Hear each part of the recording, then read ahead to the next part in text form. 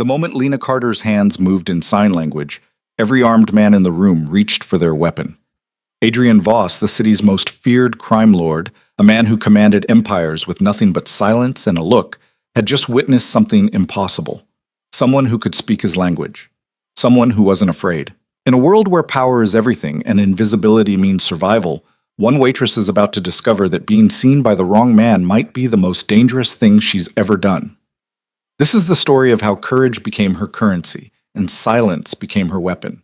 If you're watching from anywhere in the world, hit that like button and drop your city in the comments. I want to see how far this story travels. Now, let's begin.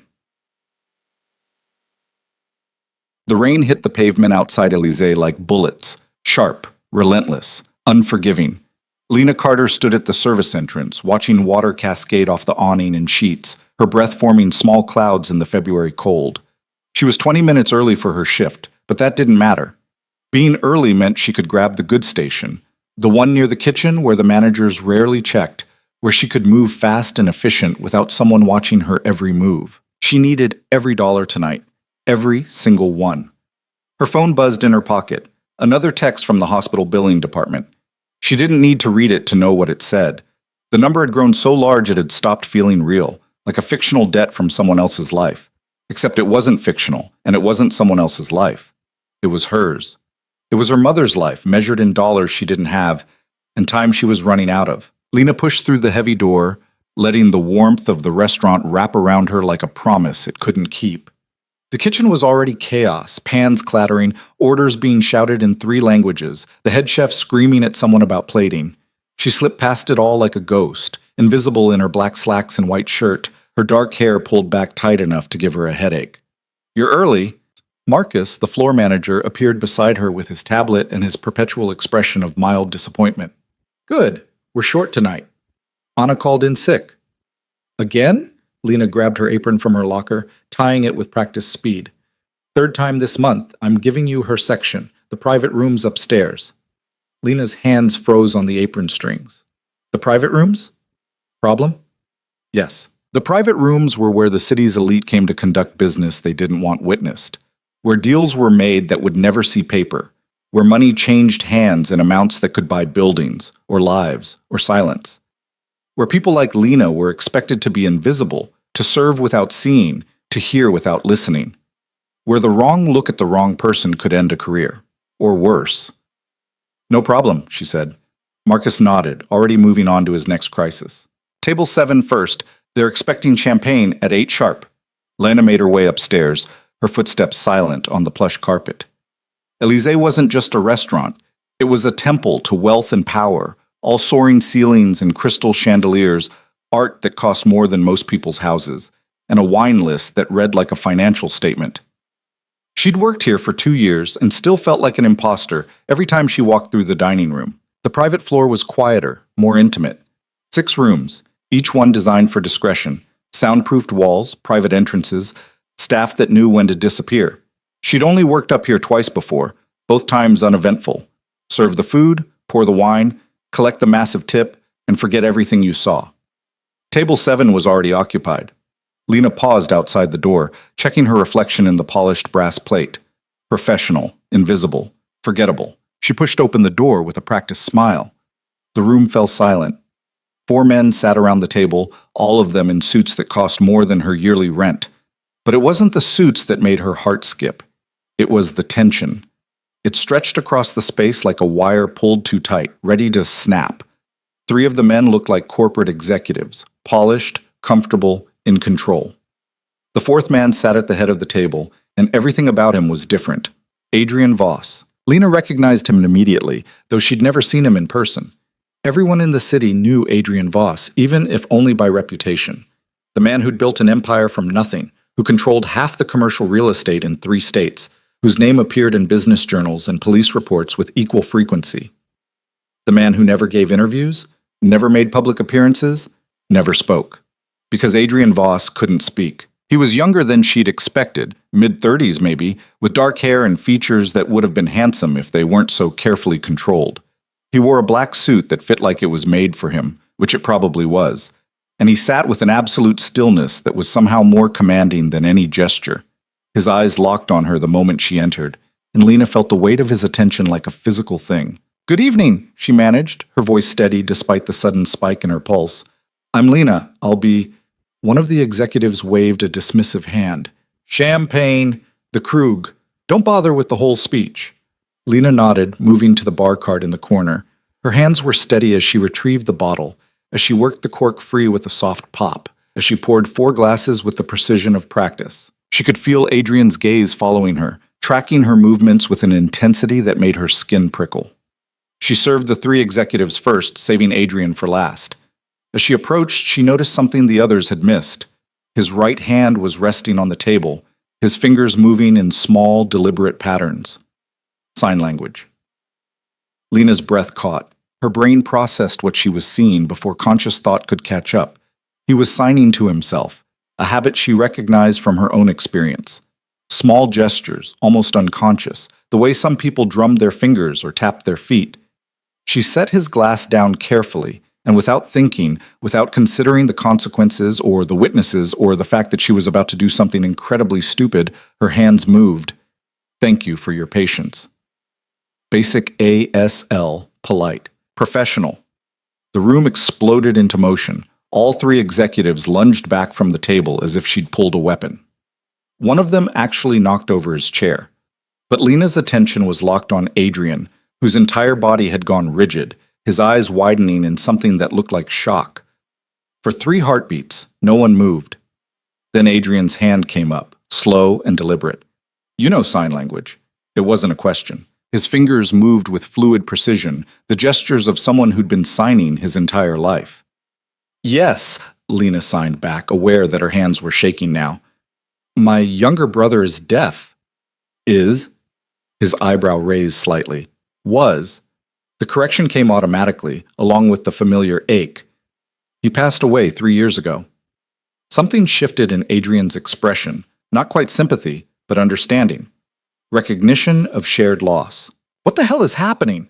one of the executives demanded, his voice sharp with confusion and barely concealed fear. "What is she doing?" Adrian's eyes never left Lena's face as his hands moved again. "They want to know what we're saying. Should I tell them?" "No." The sign was emphatic, almost playful. "Let them wonder." And then Adrian Voss did something Lena would later realize was extraordinary. He smiled. Not a big smile, just a slight curve of his lips, but it transformed his entire face, made him look human instead of untouchable. "Sir," another executive tried, his tone obsequious, "if there's a problem with the service—" Adrian raised one hand, a simple gesture that somehow commanded absolute silence. Then he pulled out his phone, typed something, and turned the screen toward the man. "The service is perfect. Leave us." The executive's face went white. "But the contracts—" Adrian's expression didn't change, but something in his eyes did. Something cold and absolute. He typed again. "Now." The 3 men practically fell over themselves leaving. Lena stood frozen, still holding the champagne bottle, her mind racing through every possible outcome of this situation and landing on mostly terrible ones. When the door closed behind them, Adrian gestured to the chair one of the executives had vacated. "Sit. I should—" Lena started to speak, then switched to signing. "I should get back to work." "You are working. Sit." It wasn't a request. Lena sat, setting the champagne bottle on the table with careful precision. Every instinct screamed at her to apologize, to explain, to make herself small and invisible again. But something about the way Adrian was looking at her made all of that impossible. "How long have you known ASL?" he asked. "Since I was 12. My brother was born deaf. I learned so we could talk. You're fluent. He was my best friend. We talked about everything." Adrian studied her for a long moment, his expression unreadable. Then, "Everyone else here treats me like I'm either dangerous or broken. Which do you think I am?" The question was so direct it stole her breath. Lena met his eyes, seeing the challenge there, the test. In the span of a heartbeat, she made a choice that would change everything. "I think you're neither. I think you're exactly as powerful as people say you are, and you don't need to speak to prove it." Something flickered across Adrian's face. Surprise, maybe, or recognition. "What's your full name?" "Lena Carter." "And you work here how long?" 2 years. 2 years, and this is the first time you've served this room.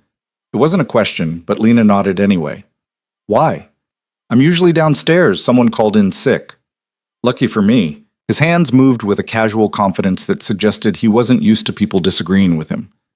Tell me, Lena Carter, why does a woman who signs like a native speaker work as a waitress at Élysée? The question was invasive, presumptuous, and delivered with such matter-of-fact directness that Lena found herself answering before she could think better of it. Medical bills. My mother is sick. Cancer. The treatment is expensive, and you're paying for it alone. Yes. No other family? Not anymore. Adrian was silent for a moment, his fingers still against the white tablecloth. When he signed again, his movements were slower, more deliberate. I'm going to make you an offer. You can refuse. I won't hold it against you, and there will be no consequences to your employment here. Do you understand? Lena's heart was pounding so hard she could feel it in her throat. I understand. I need someone who can communicate with me in situations where using a phone or interpreter isn't practical. Someone intelligent, observant, and capable of discretion. Someone who can move through spaces without drawing attention. He paused, his dark eyes locked on hers. Someone who isn't afraid of me. Everyone is afraid of you, Lena signed before she could stop herself.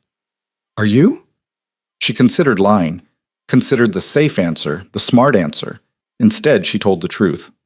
Yes, but I'm more afraid of losing my mother. Adrian's smile returned slightly wider this time. Good. Fear with purpose is useful. Fear without it is just weakness. He reached into his jacket and pulled out a business card.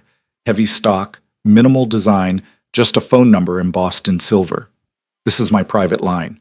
If you're interested in the position, call tomorrow before noon. The salary is $200,000 per year, plus comprehensive medical coverage for you and your mother. Lena's hands went numb. $200,000. Her mother's treatment covered. It wasn't possible. It couldn't be real. What would I have to do? She managed to sign. Exactly what you did tonight. Be present, pay attention, communicate. And above all, he leaned forward slightly and Lena saw something in his expression that was both warning and promise. Never lie to me. I can handle almost anything except dishonesty. Can you do that? Lena thought about her mother in that hospital bed, about the collection notices piling up on her kitchen table, about the night she'd lain awake doing math that never worked out. She thought about her brother, who taught her that communication was about more than words, that connection could happen in silence. She thought about the fact that Adrian Voss was offering her a lifeline, and she had no idea what it would cost. I can do that, she signed. Then I'll expect your call. He stood, buttoning his jacket with smooth precision. Thank you for the champagne, Lena, and for seeing me instead of my reputation. He was at the door before she found her voice. Mr. Voss? He turned, one eyebrow raised in question. She switched back to signing. Why me? You must have dozens of people who can sign. I do. His hands moved with absolute certainty. But none of them had the courage to use it without being asked. Courage is rarer than skill, Lena. Don't forget that. Then he was gone, leaving her alone in the private room with an empty champagne bottle and a business card that felt like it weighed 1,000 pounds. Lena sat there for 5 minutes, trying to process what had just happened, trying to convince herself it was real. The card was real enough. She could feel the texture of it between her fingers, see the number embossed on its surface. $200,000. Her mother's treatment covered. All she had to do was work for the most dangerous man in the city. Lena? Marcus's voice crackled through her radio. Table 7 clear? She stood on shaking legs, smoothing her apron. Clear. They left early. Did something happen? Everything, she thought. Everything just changed. No, she said. Everything was fine. She gathered the glasses, wiped down the table, reset the room for the next reservation. Professional. Invisible. Except she didn't feel invisible anymore. She felt seen. Truly seen. For the first time in years. The rest of her shift passed in a blur.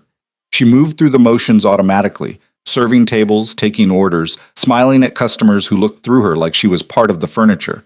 But her mind was elsewhere, turning over Adrian's offer like a puzzle she couldn't solve. What did she really know about Adrian Voss?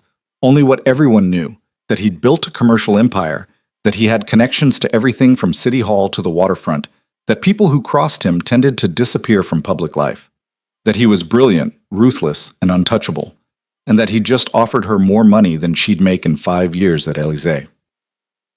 At midnight, when her shift ended, Lena stood in the employee locker room, staring at the business card. Her phone sat beside it on the bench, silent and accusing. One call.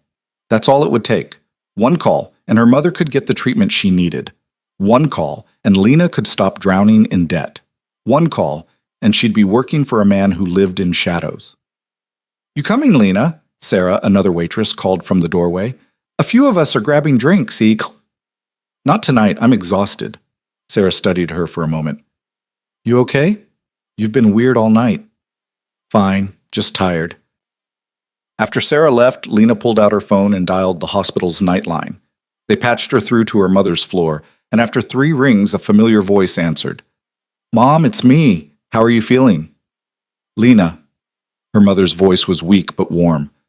"You shouldn't be calling so late. You need your sleep. I wanted to check on you. Did Dr. Morrison come by today?" A pause. Too long. "He did. And?" "We can talk about it tomorrow, sweetheart. It's late." "Mom, tell me." Another pause, and when her mother spoke again, Lena could hear the exhaustion in every word. "The current treatment isn't working as well as they hoped. He wants to try something new, but it's expensive, honey, more than we discussed." Lena closed her eyes. "How much more?" "It doesn't matter. We'll figure it out. We always do." But they wouldn't. Lena had seen the numbers, done the math 1,000 times. They were out of options, out of time, out of miracles, unless she made her own. "I might have a solution," Lena said quietly. "A new job opportunity. Better pay. Better benefits." "Oh, honey, that's wonderful. Where?" "I'll tell you about it tomorrow. Get some rest, okay? I love you." "I love you too, sweetheart." Lena ended the call and sat in the empty locker room, the business card warm in her palm. She thought about courage, about the moment she'd chosen to sign to Adrian instead of staying silent, about how one choice could change everything. She thought about her brother, who taught her that communication was power, that silence wasn't empty. It was full of meaning if you knew how to listen. She thought about the fear in those executives' eyes when she dared to speak Adrian's language. And she thought about Adrian himself, about the way he'd looked at her like she was real, like she mattered, like she was more than just the invisible woman serving champagne. At 12:47 a.m., Lena Carter made a decision that would either save her life or destroy it. She didn't make the call, not yet. That would wait for morning, when she could think clearly, when the weight of the night had lifted slightly. But she knew, sitting there in that empty room, that she was going to make it, that she was going to step into Adrian Voss's world and hope she was strong enough to survive it. Because courage, he'd said, was rarer than skill. And Lena Carter was discovering that she had more courage than she'd ever known. The next morning arrived too quickly. Lena barely slept, her mind spinning through scenarios and consequences, each one more daunting than the last. She made coffee in her tiny kitchen, watching the sun rise over the city through a window that looked out on brick walls and fire escapes. Her apartment was small, a studio in a building that had seen better decades. But it was hers. Or it would be, once she paid off another year of rent. The furniture was second-hand, the paint was peeling, and the radiator made sounds like it was trying to communicate with the dead, but it was home. She wondered if taking Adrian's offer would mean leaving it behind. Wondered what his world looked like, beyond the glimpses she'd caught in that private room. At 9:47 a.m., Lena picked up her phone. The number on the card was local. She dialed it with trembling fingers, half hoping it would go to voicemail, half terrified it would. It rang once.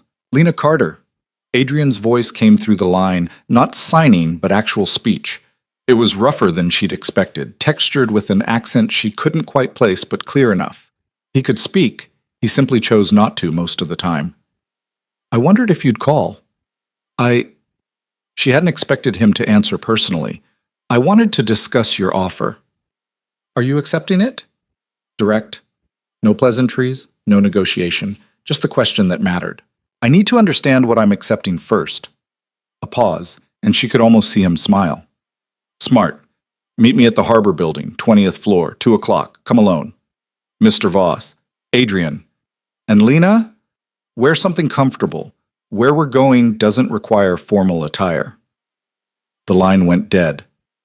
Lena stared at her phone, her heart racing.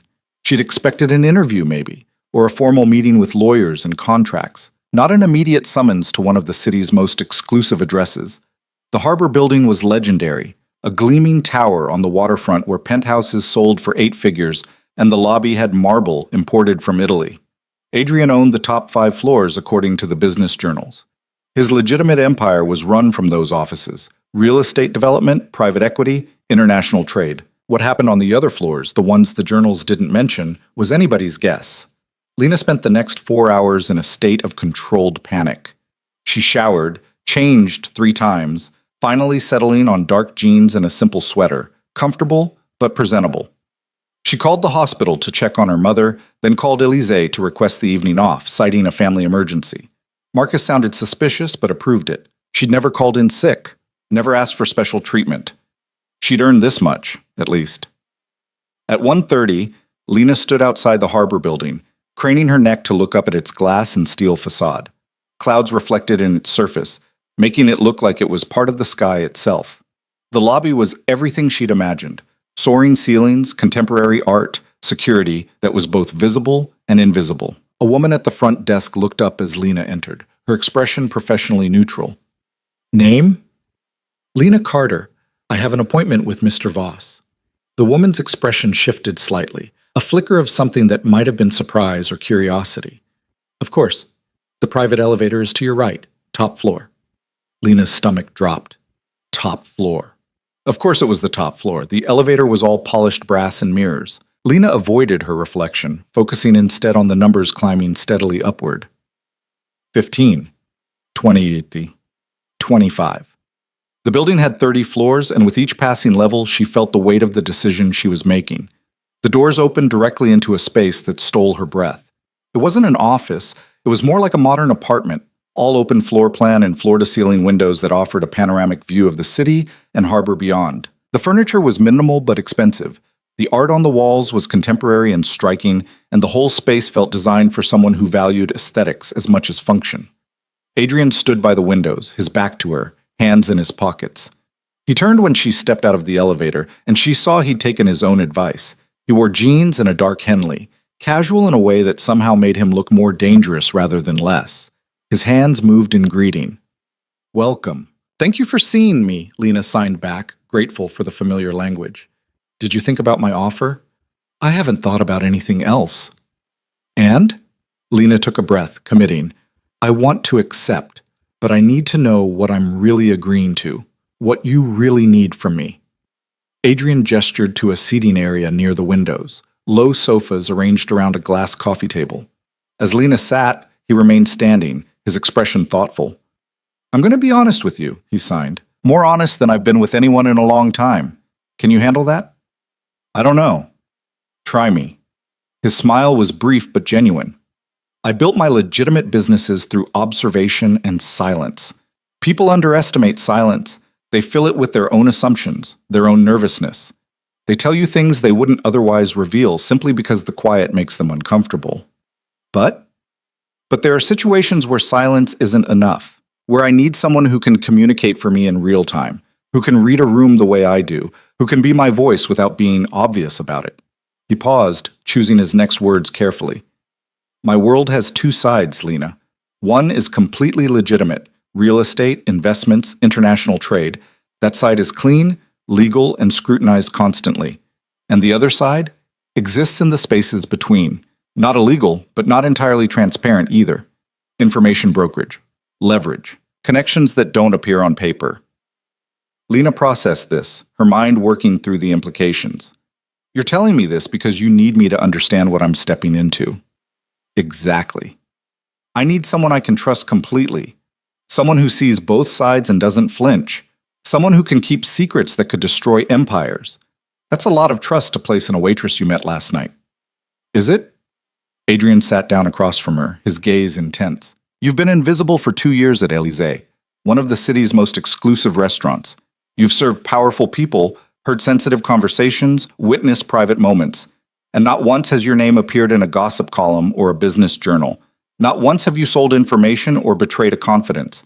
How do you know that?" "Because I had you investigated the moment you walked out of that room last night." Lena's breath caught. She should have been angry, should have felt violated. Instead, she felt oddly respected.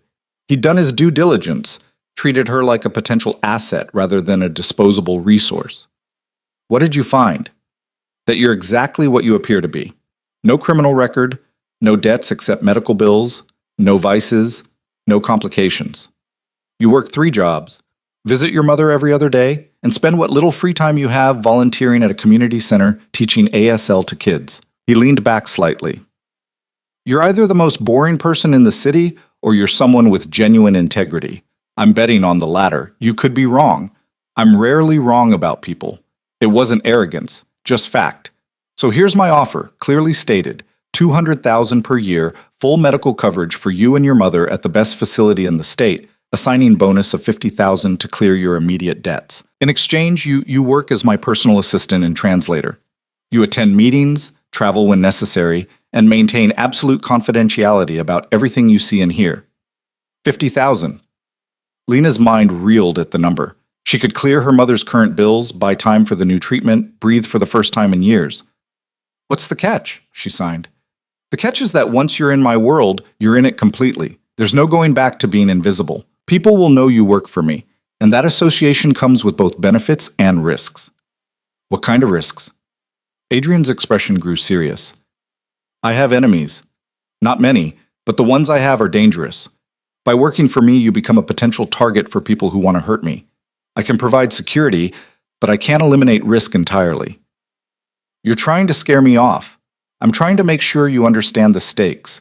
This isn't just a job, Lena. It's a life change. She thought about that for a long moment, watching the city spread out below them. Thought about the life she'd been living, invisible, struggling, slowly drowning. Thought about courage being rarer than skill. Can I ask you something personal? She signed. You can ask. I may not answer. Why did you smile last night? When I signed to you? Adrian was quiet for so long she thought he wouldn't respond. When he finally did, his hands moved with unusual slowness, as if the signs themselves were difficult. Because most people who learn ASL do it out of obligation or professional necessity. It's a skill they acquire, not a language they love. But you... He paused. You signed to me the way people speak when they're talking to someone they care about, like it was natural, like you saw me as someone worth communicating with, not just someone to be accommodated. Your disability doesn't define you, no. But it shapes how people see me. You're one of the few who looked past it immediately.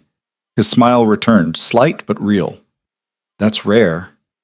And rare is valuable.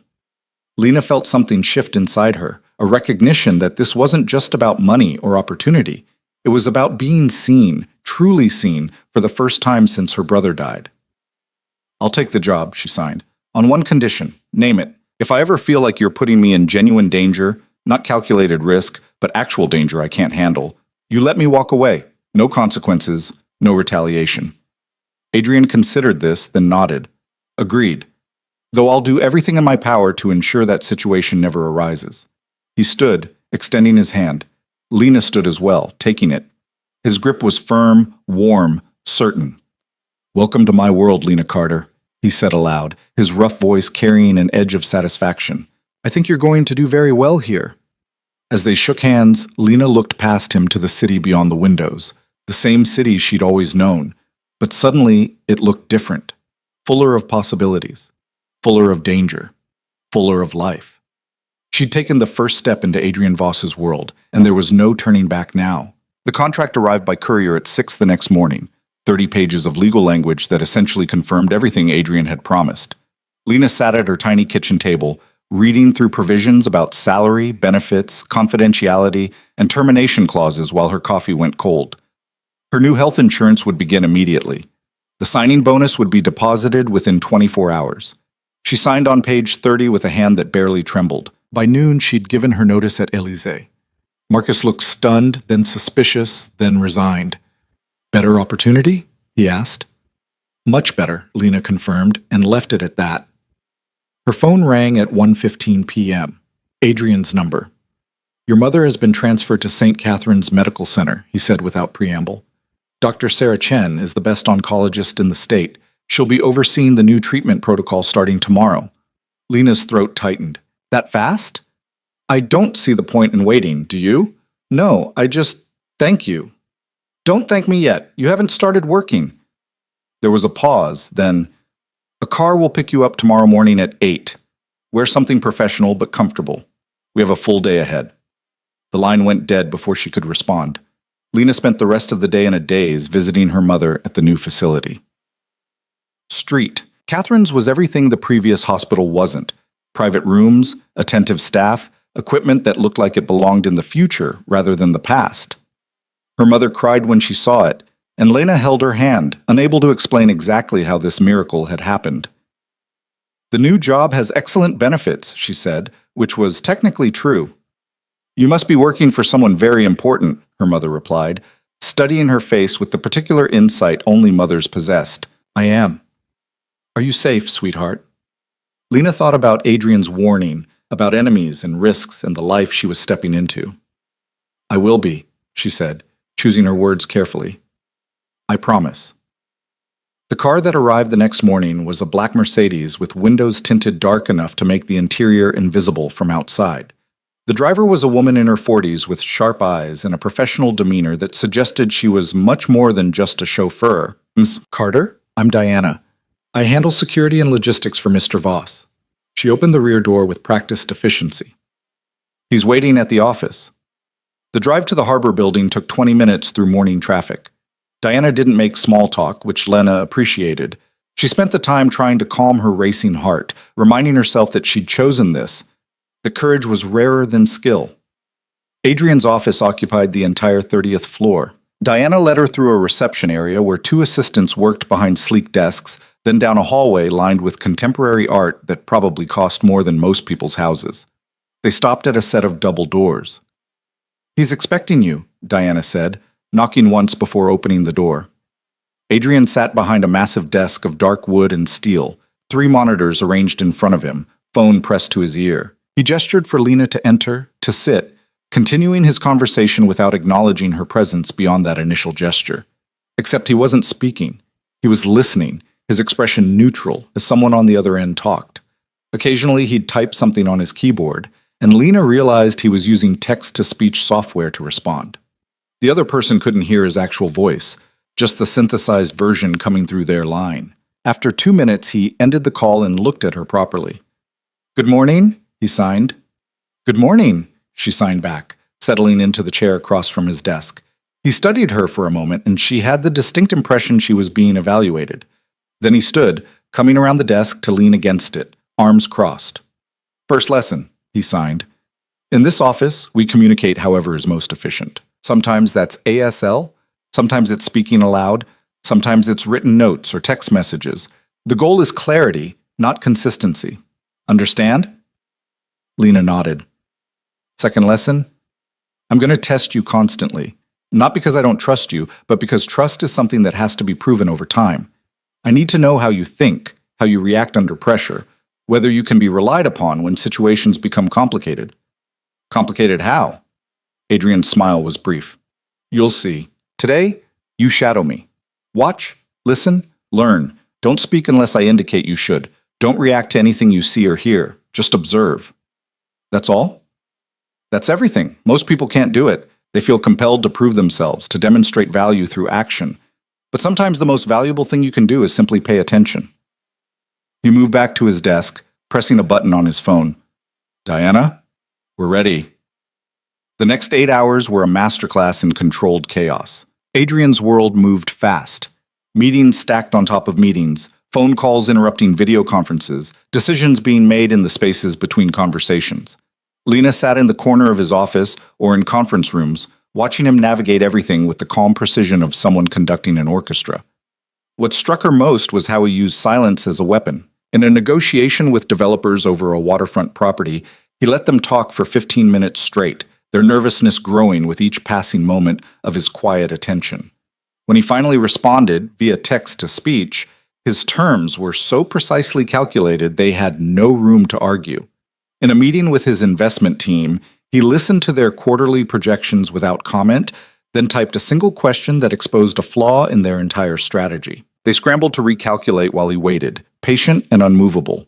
In a video call with international partners, he let technical difficulties create awkward silences, using that discomfort to extract concessions they probably hadn't planned to make. Lena watched it all, fascinated. This was power that didn't need to announce itself. It simply existed, absolute and certain. At 2 o'clock, Diana brought lunch, salads that looked like art installations. Adrian ate while reading reports, occasionally making notes in margins. Lena ate in silence, aware that this too was probably a test. "You're doing well?" He signed without looking up from his papers. "I haven't done anything." "Exactly. Most people can't resist the urge to fill silence with noise. You can. That's valuable." At 3:30, everything changed. Adrian's phone buzzed with a message that made his expression harden. He read it twice, then looked at Lena with an intensity that made her pulse spike. "We're going out," he signed. "Whatever happens, stay close to me. Don't speak. Don't react. Just watch." "Where are we going?" "To handle a complication."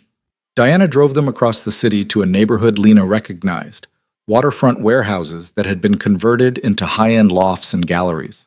They pulled up to a building with no signage, just an address in brushed steel numbers. Two men stood outside, both in suits that didn't quite hide the bulges of shoulder holsters. They straightened when Adrian emerged from the car, their expressions carefully neutral. "Mr. Voss," one of them said, "Mr. Chen is waiting inside." Adrian nodded, gesturing for Lena to follow. She did, her heart pounding, aware that Diana was behind them, one hand resting casually near her hip in a way that suggested she was armed. The interior was industrial chic, exposed brick, polished concrete floors, minimal furniture. A man in his 50s sat in a leather chair near tall windows, a glass of amber liquid in his hand. He stood when they entered, his smile not quite reaching his eyes. "Adrian, thank you for coming." Adrian signed to Lena. "Thomas Chen. He owns 3 restaurants in the financial district and a shipping company that imports from Hong Kong. He's also invested in several of my real estate projects." Then he moved his hands where Chen could see them, signing and speaking simultaneously. "You said it was urgent." Chen's eyes flicked to Lena, curious. "And you brought company." "My assistant, she signs." Adrian's tone was matter-of-fact, brooking no discussion. "I see." Chen settled back into his chair, gesturing for them to sit. Adrian sat. Lena remained standing slightly behind him, positioned where she could see both men clearly. "I have a problem, Adrian. One I'm hoping you can help me solve." Adrian waited, saying nothing. "Someone has been asking questions about my shipping operations, specifically about certain containers that arrive from overseas. Questions that suggest they know more than they should." "Who?" "That's what I need you to find out. I've been discreet, but this person, whoever they are, has access to information that should be sealed. Customs documentation, shipping manifests, even some of my private correspondence." Adrian's expression remained neutral, but Lena saw his fingers drum once against his knee, a small tell that suggested calculation happening beneath the surface. "What do you want from me?" Adrian signed. "I want to know who it is and how to make them stop. I'll pay whatever your standard rate is for information acquisition." "My standard rate is 50,000 plus expenses." Chen didn't blink. "Done." "I'll need access to your records, everything related to the shipments in question." "Of course." Chen pulled out a USB drive, setting it on the table between them. "It's all here. Shipping logs, customs declarations, correspondence, everything." Adrian picked up the drive, turning it over in his hands. Then he signed something to Lena in quick, subtle movements. "He's lying. This isn't everything. Watch his eyes when I push." Lena's breath caught, but she kept her expression neutral. Adrian spoke aloud, his rough voice carrying weight. "And you're certain there's nothing in your operations that would invite legitimate investigation?" Chen's eyes narrowed. "Are you suggesting I'm involved in something illegal?" "I'm suggesting that federal investigators don't pursue innocent targets. If someone is digging into your shipping company, they believe there's something worth finding." "My business is completely legitimate." "Then you have nothing to worry about." Adrian stood, pocketing the USB drive. "I'll look into it. But Thomas, if I find that you've misrepresented the situation, our business relationship ends. Permanently." Something flickered across Chen's face. Fear, maybe, or calculation. "I wouldn't lie to you, Adrian. We've known each other too long. We've done business together." That's not the same as knowing someone. The drive back was silent. Lena watched the city slide past the tinted windows, her mind racing. Diana's eyes flicked to the rearview mirror occasionally, her expression unreadable. Finally, Adrian signed to her. "What did you notice?" Lena considered her words carefully. He was nervous, not just about the investigation, about something else. And when you mentioned federal investigators, he looked relieved for a split second, like you'd confirmed something he suspected but hadn't wanted to say aloud. Adrian's smile was approving. "Very good. What else?" "The USB drive." He handed it over too easily. If it contained truly sensitive information, he would have made you sign something first. Non-disclosure, limited access, something. But he just gave it to you. Meaning? Meaning it's either incomplete, like you said, or it's bait. He wants you to find something specific. Excellent. Adrian settled back in his seat, looking satisfied. Chen is being investigated by a federal task force looking into import fraud. He knows this because someone tipped him off. Probably someone in customs he's been paying. What he doesn't know is whether the person asking questions is part of that task force or someone else entirely. And which is it? That's what we're going to find out. But first, you need to understand something about how my world works. He turned to face her fully, his expression serious. People like Chen exist in the gray areas. Their businesses are mostly legitimate, but they cut corners, make deals that don't appear on paper, pay for information and influence. They're not criminals in the traditional sense, but they're not entirely clean either. And when pressure comes, they look for someone like me to solve their problems. Because you have connections they don't. Because I have information they don't. Power isn't about what you do, Lena. It's about what you know and who owes you favors. And Chen owes you favors. Chen owes me his waterfront restaurant. I acquired the property when he was facing bankruptcy and sold it back to him at a significant discount. He's been paying that debt ever since, in various forms. Lena processed this. So you'll help him. I'll investigate his situation. Whether I help him depends on what I find. If he's genuinely being targeted unfairly, I'll intervene. If he's brought federal attention on himself through legitimate criminal activity, I'll let him face the consequences. Because you don't protect criminals. Because I don't protect stupid criminals. Smart ones don't get caught. Back at the Harbor Building, Adrian led her to a conference room with a wall of monitors and computer equipment that looked like it belonged in a tech startup. A young man in his 20s sat at the central console, headphones around his neck, multiple windows open on his screens. Lena, meet Marcus Wu. He handles information technology and cybersecurity. Marcus, this is Lena Carter, my new assistant. Marcus looked up, his expression brightening. The woman who signs. Diana told me. That's so cool. Adrian signed to Lena. Marcus is brilliant, but lacks any sense of professional boundaries. You'll get used to it. Marcus clearly didn't know ASL because he continued cheerfully, I've been trying to get Adrian to teach me sign language for years, but he says I talk too much already. An accurate assessment, Adrian signed and spoke simultaneously, tossing the USB drive to Marcus. I need you to analyze everything on this. Shipping manifests, customs documents, correspondence. I want to know what's missing, what's been altered, and whether there are any digital footprints indicating who's been accessing these files. Marcus caught the drive with practiced ease. How deep do you want me to go? All the way. If there's metadata, I want it. If there are deleted files, recover them. If someone's been clever enough to mask their access, I want to know how they did it.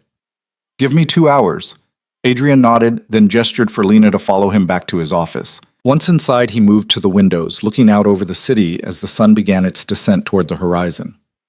That, he signed, is what I deal with daily. People with problems they can't solve through conventional means. Sometimes those problems are legitimate. Sometimes they're not. My job is to determine which is which and act accordingly. And my job? Your job is to help me read people like Chen, to be present in meetings and tell me what you observe, to communicate for me when speaking would undermine my position, to be my eyes and ears in situations where I need absolute discretion. That seems like a lot of trust for someone you just hired. Adrian turned to face her. It is, which is why I'm going to tell you something I haven't told anyone outside my inner circle. He moved to his desk, opening a drawer and pulling out a leather-bound journal. He set it between them, opening to a page filled with neat handwriting. This is a record of every significant deal, favor, and information exchange I've conducted over the past 10 years. Every debt owed, every promise made, every leverage point acquired.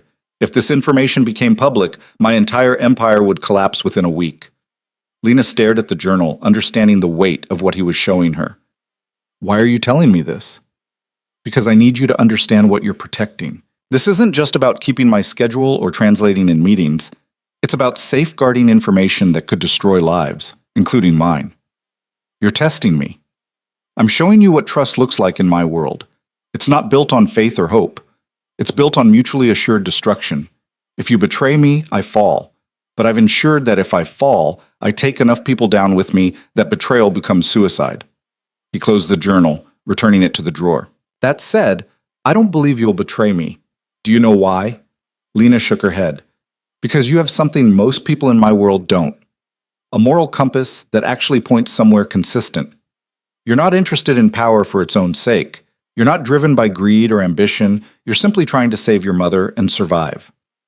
That kind of straightforward motivation is rare and useful. Before Lena could respond, her phone buzzed. A text from an unknown number. We need to talk about Adrian Voss. Meet me at Brennan's Coffee on 5th Street tomorrow, 9 a.m. Come alone. This is about your mother's safety. Her blood went cold. Adrian noticed immediately. What is it? Lena hesitated for only a moment, then handed him her phone. His expression darkened as he read the message. This is interesting, he signed slowly. Interesting? Someone just threatened my mother. No, someone implied a threat to create urgency and fear. There's a difference. He read the message again. They knew you'd be working with me. They knew about your mother's medical situation, and they chose a very public location for the meeting, not somewhere isolated where they could actually cause harm. What does that mean? It means someone wants information about me and thinks you're vulnerable enough to provide it. They're testing whether they can turn you into an asset. Lena's hand shook slightly. What do I do? Adrian was quiet for a long moment, his expression calculating. Then he met her eyes, and she saw something in them that might have been respect. You have a choice. Option 1. Ignore the message. I'll have Diana increase security around your mother, and we'll investigate who sent this. You'll be safe, but we won't know who's interested in getting to me through you. And option 2? You go to the meeting, with a wire, with Diana nearby, and with my full support. We find out who's trying to recruit you, what they want, and how much they know. That sounds dangerous. It is, but it's also an opportunity. These people made a mistake by reaching out to you so soon. If you've been working for me for months, you might be tempted by their offer, but you've been here one day. You have no loyalty to me yet, no investment in my organization, which means your reaction to their approach will be genuine, and that authenticity is something we can use. Lena looked at the message again, her mind racing. Everything in her screamed to run, to refuse, to take the safe option. But she thought about what Adrian had said about courage being rare, about the choice she'd made to step into his world. If I do this, she signed carefully, I need to know that my mother will be protected, completely, whatever happens. You have my word. Diana will personally oversee her security. Armed guards, secure facility access, the works. No one will get within 100 feet of her without my knowledge. And if these people realize I'm working with you, if they think I'm setting them up, then we'll handle it, together. Adrian's hands moved with absolute certainty. But Lena, if you're going to refuse, do it now. Once we start down this path, there's no backing out without consequences. This was it. The moment where her new life truly began. Not when she'd signed the contract, not when she'd walked into his office. Right here, being asked to step into the dark and trust that someone would be there to catch her. She thought about her brother, about the conversations they'd had in silence, about how he'd never let fear stop him from living fully despite a world that wasn't built for him. She thought about her mother in that hospital bed, finally getting treatment that might actually save her life. She thought about being invisible for so long that she'd almost forgotten what it felt like to matter. I'll do it, she signed. I'll go to the meeting. Adrian's smile was slight but genuine. I thought you might. Welcome to the deep end, Lena Carter. Let's see if you can swim. The wire was smaller than Lena expected, a tiny device that clipped beneath her collar, nearly invisible unless someone was looking for it. Marcus fitted it himself in a secure room on the 29th floor, his usual cheerfulness replaced by professional focus. It's voice activated, he explained, adjusting the microphone. We'll hear everything in real time. If you need immediate extraction, say the word actually, twice in the same sentence. Diana will be inside the coffee shop within 30 seconds. And if they search me for a wire? They won't. This meeting is about recruitment, not interrogation. They want you comfortable, willing to talk. Searching you would undermine that. Marcus stepped back, checking his equipment. But just in case, the wire is shielded. It won't show up on standard detection equipment. Adrian stood by the door, watching the preparation with his characteristic stillness. He'd been quiet since Lena agreed to the meeting, his mind clearly working through scenarios and contingencies. Now he signed to her, Remember, you're nervous but curious. You want to know what they know about me, what they want from you. Don't volunteer information, make them work for it. And if they ask me to do something illegal, refuse, but don't be self-righteous about it. Be scared. Be someone who's in over her head and looking for a way out. His expression softened slightly, which isn't far from the truth. Lena touched the wire beneath her collar, feeling its weight despite its size. What if I mess this up? You won't. You've been reading people your entire life. It's how you survived being invisible for so long. Trust that instinct. The night before the meeting, Lena barely slept. She lay in her small apartment, staring at the ceiling, running through every possible scenario. Who were these people? What did they want? And what would they do when they realized she had no intention of betraying Adrian? At 7 a.m., Diana arrived to drive her to St. Catherine's. The security around her mother had tripled overnight. 2 guards in the hallway, cameras at every entrance, a panic button installed in the room itself. Her mother noticed, of course. Sweetheart, this seems excessive for a hospital, she said when Lena arrived. What kind of company did you say you're working for? A security-conscious one. Lena kissed her forehead, trying to project calm she didn't feel. How are you feeling? Better, actually. Dr. Chen started the new treatment yesterday. She says the early indicators are promising. Her mother studied her face. You look tired. Are they working you too hard? Just adjusting to the new schedule. Lena held her hand, drawing strength from the familiar warmth. But it's worth it. Seeing you here, getting proper treatment, it's worth everything. Her mother's eyes filled with tears. I don't know how we got so lucky, finding this opportunity. But I'm grateful. So grateful. Guilt twisted in Lena's stomach. Lucky wasn't the word for it. She'd made a deal with a man who lived in shadows, and now she was about to walk into a situation that could get her killed. But her mother was alive, was getting treatment, had hope for the first time in months. That had to be worth the risk. At 8:30, Diana drove her to 5th Street. Brennan's Coffee was a neighborhood institution, brick walls covered in local art, mismatched furniture, the smell of fresh roasted beans heavy in the air. The kind of place where freelancers worked on laptops and students studied for exams. Safe, public, unthreatening, which was exactly why they'd chosen it. I'll be at the corner table, Diana said as Lena prepared to exit the car, reading a newspaper, drinking terrible coffee, and listening to every word. You're not alone in there. Lena nodded, her throat too tight for words. She entered the coffee shop at exactly 9 a.m., ordering a latte she didn't want, scanning the room for anyone who looked out of place. A man in his 40s sat at a table near the window, wearing a charcoal suit that was just expensive enough to suggest corporate rather than government. He looked up when she entered, and something in his expression confirmed this was her contact. She approached slowly, her heart hammering. Are you the one who texted me? Ms. Carter, thank you for coming. His voice was smooth, professional, with a hint of southern accent. Please sit. Lena sat, wrapping her hands around the hot cup for something to anchor herself. You mentioned my mother's safety. Was that a threat? Not at all. Quite the opposite, actually. He smiled, but it didn't reach his eyes. My name is Robert Davidson. I work for a firm that specializes in corporate intelligence and risk assessment.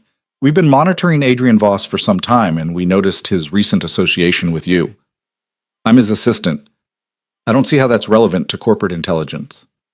It's relevant because we believe Mr. Voss is involved in activities that could put you, and by extension your mother, at considerable risk. We wanted to give you an opportunity to protect yourself.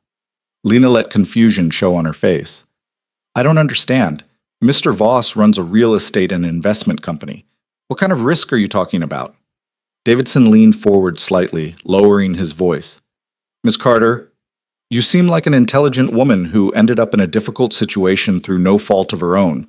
Your mother's illness, the medical bills, Anyone would be desperate, but Adrian Voss isn't who he appears to be. Then who is he? A man who's built an empire on information brokerage, leverage, and connections to some very questionable people. A man who uses his disability as a shield to avoid scrutiny while conducting business that ranges from ethically dubious to potentially criminal. Lena's hands tightened on her cup. In her ear, through the wire, she could hear Marcus's quiet breathing as he recorded every word. That's a serious accusation. Do you have proof? We have patterns, financial transactions that don't add up, meetings with known criminals, properties that serve as fronts for money laundering. Davidson pulled out a tablet, swiping through what looked like surveillance photos. Adrian entering buildings, shaking hands with men Lena didn't recognize, sitting in restaurants with people who looked distinctly uncomfortable. What we don't have is someone on the inside who can confirm our suspicions. There it was, the pitch. You want me to spy on him? Lena kept her voice flat, trying for disbelief rather than anger. We want you to protect yourself by documenting what you see. Meeting schedules, financial records, names of associates. Nothing that would put you in direct danger, just information that could help us build a case. A case for what? Are you law enforcement? Davidson's smile returned. We work with several government agencies in an advisory capacity. If we can provide sufficient evidence of criminal activity, those agencies would take appropriate action. And what happens to me when Adrian finds out I've been feeding you information? Because he will find out. Men like him always do. That's why we're offering protection. A new identity, relocation assistance, financial support. Your mother's treatment would continue uninterrupted at a facility of your choosing. You'd be completely safe. Lena stared at him, letting the silence stretch. In the corner, she could see Diana's reflection in the window, apparently engrossed in her newspaper. This sounds insane.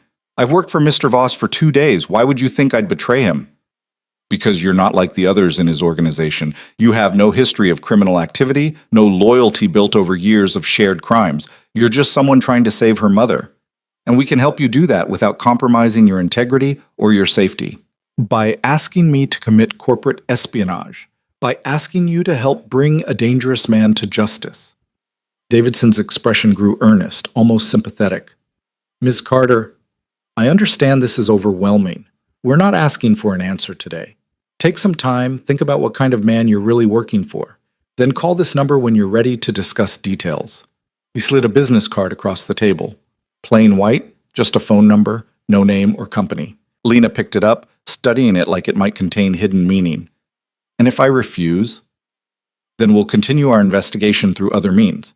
But I'd strongly advise you to consider the risk you're taking by remaining associated with Adrian Voss. People close to him tend to end up either corrupted or collateral damage. I'd hate to see you become either. He stood, buttoning his jacket. Think about it. For your mother's sake, if not your own. Then he was gone, leaving Lena alone with her cooling latte and a business card that felt like a loaded gun. She sat there for 5 minutes, processing what had just happened. Then Diana appeared beside her, sliding into the chair Davidson had vacated. Good work, she murmured. Now, let's get you back to the office. Adrian will want a full debrief. The drive back was silent except for Marcus's voice through Diana's earpiece, confirming he'd captured everything. Lena stared out the window, watching the city slide past, her mind churning through implications and possibilities. Adrian was waiting in his office, along with Marcus and a woman Lena hadn't met before. Late 50s, silver hair pulled back in a severe bun, eyes that missed nothing. Lena, this is Catherine Ross, Adrian signed. She handles legal affairs and strategic analysis. Catherine, Lena Carter. Catherine extended a hand. I've heard good things. That was impressive work this morning. I didn't do anything except listen. Listening is doing something. Most people can't manage it. Catherine settled into a chair, pulling out a tablet. Let's talk about Robert Davidson. Over the next hour, they dissected every aspect of the meeting. Marcus played back the recording, Catherine taking notes, Adrian listening with absolute focus. When it finished, he sat back, his expression thoughtful. Robert Davidson doesn't exist, Catherine said, pulling up a screen on her tablet. That name appears nowhere in corporate intelligence databases, government contractor lists, or private investigation firms. It's a cover identity. So who is he really? Lena asked. That's what we need to determine. But the fact that he's using a false identity tells us several things. First, This isn't an official government investigation. Federal agents don't hide behind fake names when recruiting informants. Second, whoever he's working for has significant resources. That wire detection shielding Marcus mentioned? Davidson would have had access to equipment that could find it if he were legitimately worried about surveillance. He didn't use it because he wanted you to feel safe. Adrian signed, which means this was about assessment, not recruitment. They wanted to see how you'd react, whether you'd immediately run to me or try to play both sides. And I did run to you, Lena said quietly, which tells them you're either genuinely loyal or smart enough to pretend loyalty while planning betrayal. Adrian's smile was thin. We need to determine which they believe. How do we do that? Catherine looked at Adrian, some unspoken communication passing between them. Then he signed, we call Davidson back. Tell him you're interested but scared. Set up another meeting. This time we control the location and the parameters. You want me to pretend I'm willing to spy on you? I want you to see how far they'll go to recruit you, what they're really after, because I don't believe this is about bringing me to justice. There are easier targets if that's their goal. This is about something specific, and I need to know what. Lena thought about Davidson's face, his smooth assurances, the way he'd framed everything as protecting her. He mentioned financial records and meeting schedules. What if he's after something you're currently working on? Like the Chen situation, Marcus offered. If someone's investigating Chen's shipping company, they might think you're helping him cover it up. Adrian shook his head. Chen is small time, not worth this level of effort. He stood, moving to the windows. No, this is bigger. Someone wants to know what I know, who I'm connected to, what leverage I hold. They're using you to get that access. Then I won't do it. I'll refuse to meet him again.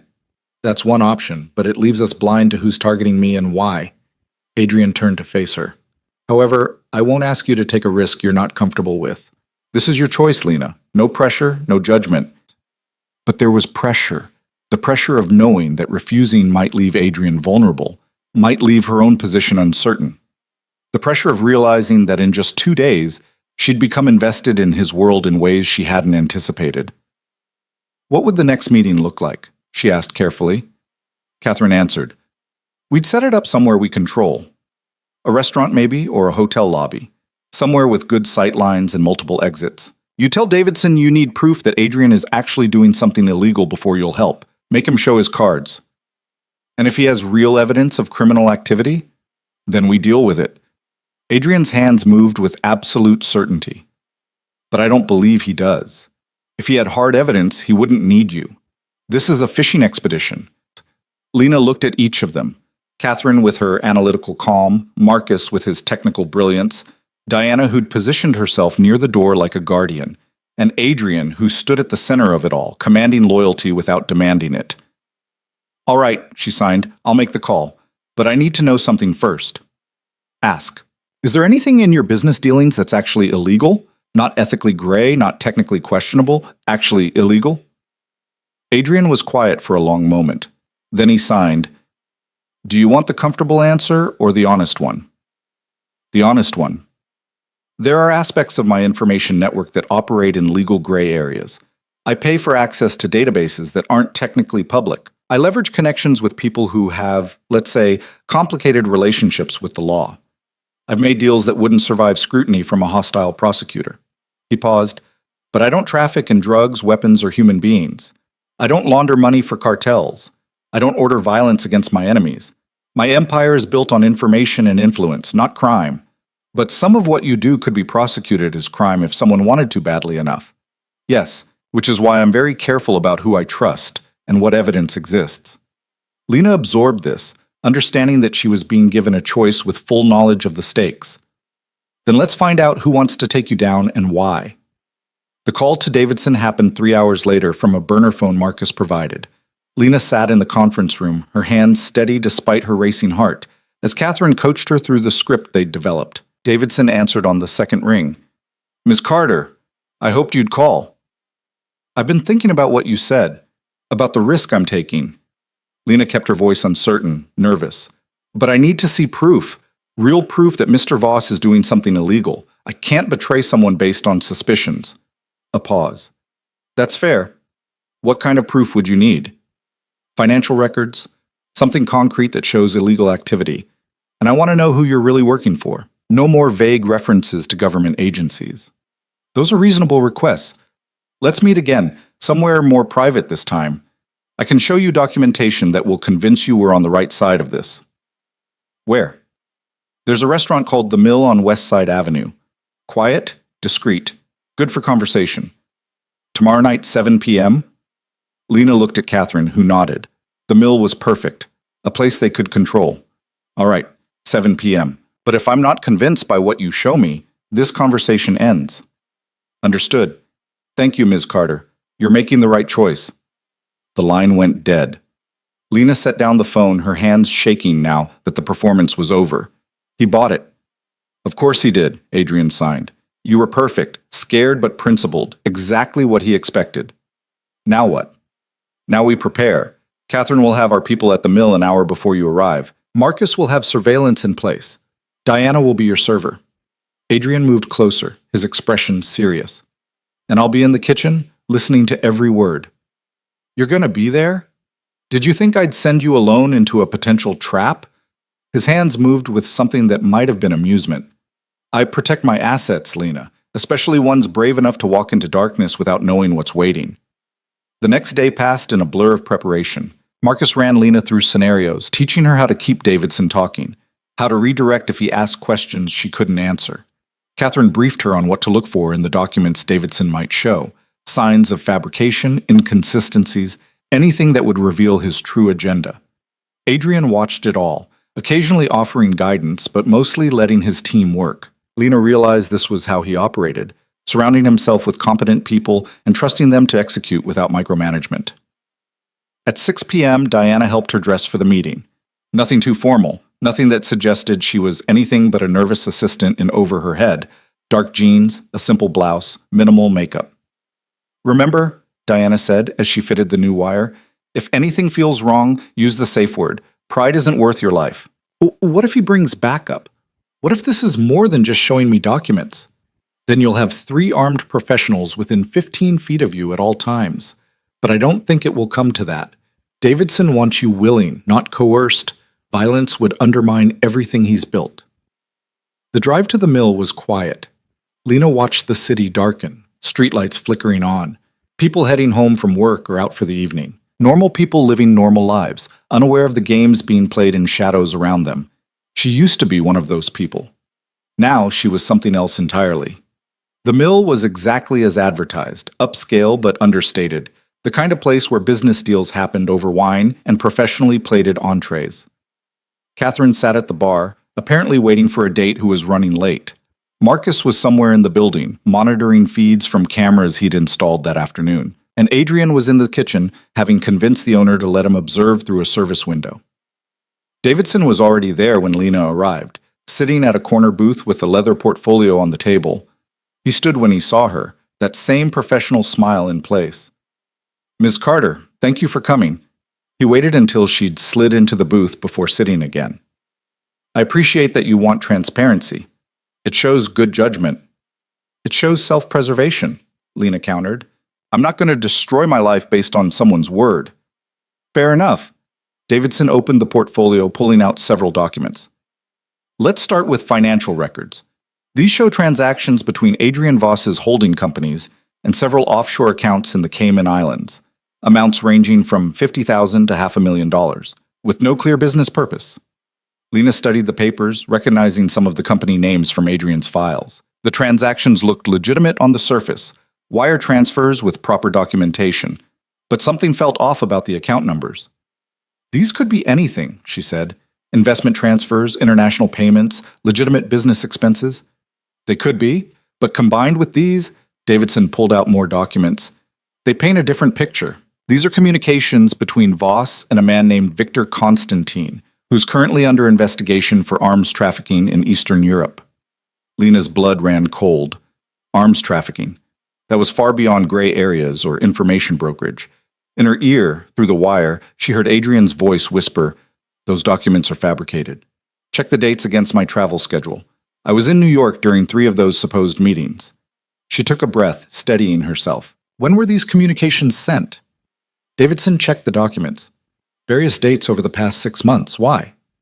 Because I'd need to verify them against Mr. Voss's actual schedule before believing he met with this person. For all I know, you created these yourself. Something flickered in Davidson's expression. Surprise, maybe, or respect.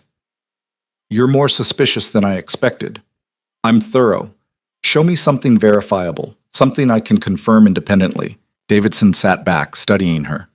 You're protecting him. Even now, presented with evidence of serious criminal activity, your instinct is to defend him. Why? Because I don't know you. For all I know, you're a competitor trying to destroy his business or someone with a personal grudge. Why should I trust you over the man who's actually helping my mother? Because eventually you'll be caught up in whatever crimes he's committing. And when that happens, no amount of medical coverage will protect you from federal prison. The words hit hard, designed to scare. And they did scare her, because there was truth in them. If Adrian was involved in something truly illegal, association with him could destroy her life. But these documents felt wrong, too convenient, too perfectly damning. I need to think about this, Lena said, gathering the papers. Can I keep these? Review them properly? Davidson hesitated. Those are sensitive documents. Then make copies, because I'm not making a decision based on a 10-minute conversation in a restaurant. After a long moment, Davidson nodded. All right, I'll have copies sent to you, but Ms. Carter, time is a factor here. The investigation into Voss is accelerating. If you want protection, you need to commit soon. How soon? 72 hours. After that, whatever happens, happens. And I can't guarantee your safety if you're still associated with him when things go down. Lena stood, her legs steady, despite the adrenaline flooding her system. I'll give you my answer in 3 days. But if I find out these documents are fake, this conversation is over. She walked out of the mill without looking back, aware that Diana was following at a discreet distance, that Catherine had already paid her bar tab and was heading for the exit, that Marcus was probably already analyzing everything that had been said, and that Adrian had heard every word, was processing it all with that brilliant, calculating mind. The car was waiting. Lena climbed in, and Diana pulled away from the curb smoothly. Well done. You didn't give him anything he could use. He gave me documents claiming Adrian is connected to an arms dealer. He gave you fabricated evidence designed to make you panic. There's a difference. Back at the Harbor Building, Adrian's office was lit up like a command center. Marcus had multiple screens running, Catherine was on the phone with someone, and Adrian stood at the windows, his expression unreadable. When Lena entered, he turned, his hands moving. You handled that perfectly. He showed me documents about you and someone named Victor Constantine. I've never heard of Victor Constantine. Marcus, run that name. Marcus was already typing. Victor Constantine, age 47, Ukrainian national, currently wanted by Interpol for weapons trafficking and money laundering. Based in Kiev, no known connections to the United States. He pulled up a photo, a man with sharp features and cold eyes. You've never met this person? Never. And those dates Davidson mentioned, I was nowhere near those locations. This is a fabrication, but a sophisticated one. Catherine finished her call, turning to the group. I have contacts in federal law enforcement. No one has an active investigation into Adrian Voss. No task forces, no grand juries, no surveillance warrants. Whatever Davidson is doing, it's not government sanctioned. Then who is he working for? Lena asked. Adrian's expression grew thoughtful. Someone who wants to know what I know about something specific. Someone willing to fabricate federal evidence to get it. Someone with resources and patience. He paused. Someone threatened by information I possess. The Chen situation? Marcus offered. Possibly, or something else entirely. Adrian looked at Lena. You bought us 3 days. We need to use them to figure out what Davidson is really after, and who's funding him. Lena sank into a chair, exhaustion finally catching up with her. 2 days ago, she'd been serving champagne and trying to disappear. Now she was in the middle of industrial espionage, fabricated evidence, and threats against a man who'd somehow become more than just her employer. What happens in 3 days? She asked quietly. Adrian's hands moved slowly, deliberately. In 3 days, you tell Davidson you need more proof. And while he's scrambling to provide it, we find out who he really is and what they actually want. Then we decide how to make them regret threatening my people. The word my people settled over Lena like a promise and a warning. She was his people now, protected, valued, and completely caught up in whatever storm was coming. Marcus found the connection at 3 in the morning. Lena had gone home hours earlier, Diana escorting her to ensure no one followed. But she couldn't sleep, couldn't stop her mind from replaying Davidson's words, the fabricated documents, the implications of what was happening. At 2:47 a.m., her phone buzzed with a message from Adrian. "We found something. Come back." The harbor building looked different at night, darker, emptier, like a monument to ambition sleeping until dawn. But Adrian's floor blazed with light, and when Lena stepped off the elevator, she found the team assembled around Marcus's workstation, their faces illuminated by screens filled with data. Adrian looked up when she entered, his expression carrying a weight she hadn't seen before. He signed, "We know who Davidson is working for, and it's worse than we thought." Marcus spun his chair around, his usual cheerfulness replaced by grim focus. "I ran facial recognition on Davidson using the footage from the mill. His real name is Robert Dalton, former CIA operative, now freelance corporate intelligence. He's worked for 3 different Fortune 500 companies in the past 2 years, all investigating competitors for leverage or buyout purposes." "Who's he working for now?" Lena asked. Catherine pulled up a document on the main screen, a corporate structure chart showing a web of holding companies and subsidiaries, a firm called Meridian Strategic Advisors. On paper, they're a consulting group. In reality, they're a front for James Holloway. The name meant nothing to Lena, but she saw Adrian's hands tighten into fists. "Who's James Holloway?" she asked. Adrian's signs were sharp, controlled anger barely contained. "A man I destroyed 5 years ago. He ran a development company that specialized in waterfront properties. Beautiful proposals, investor presentations that promised the world, except the projects never quite materialized as advertised.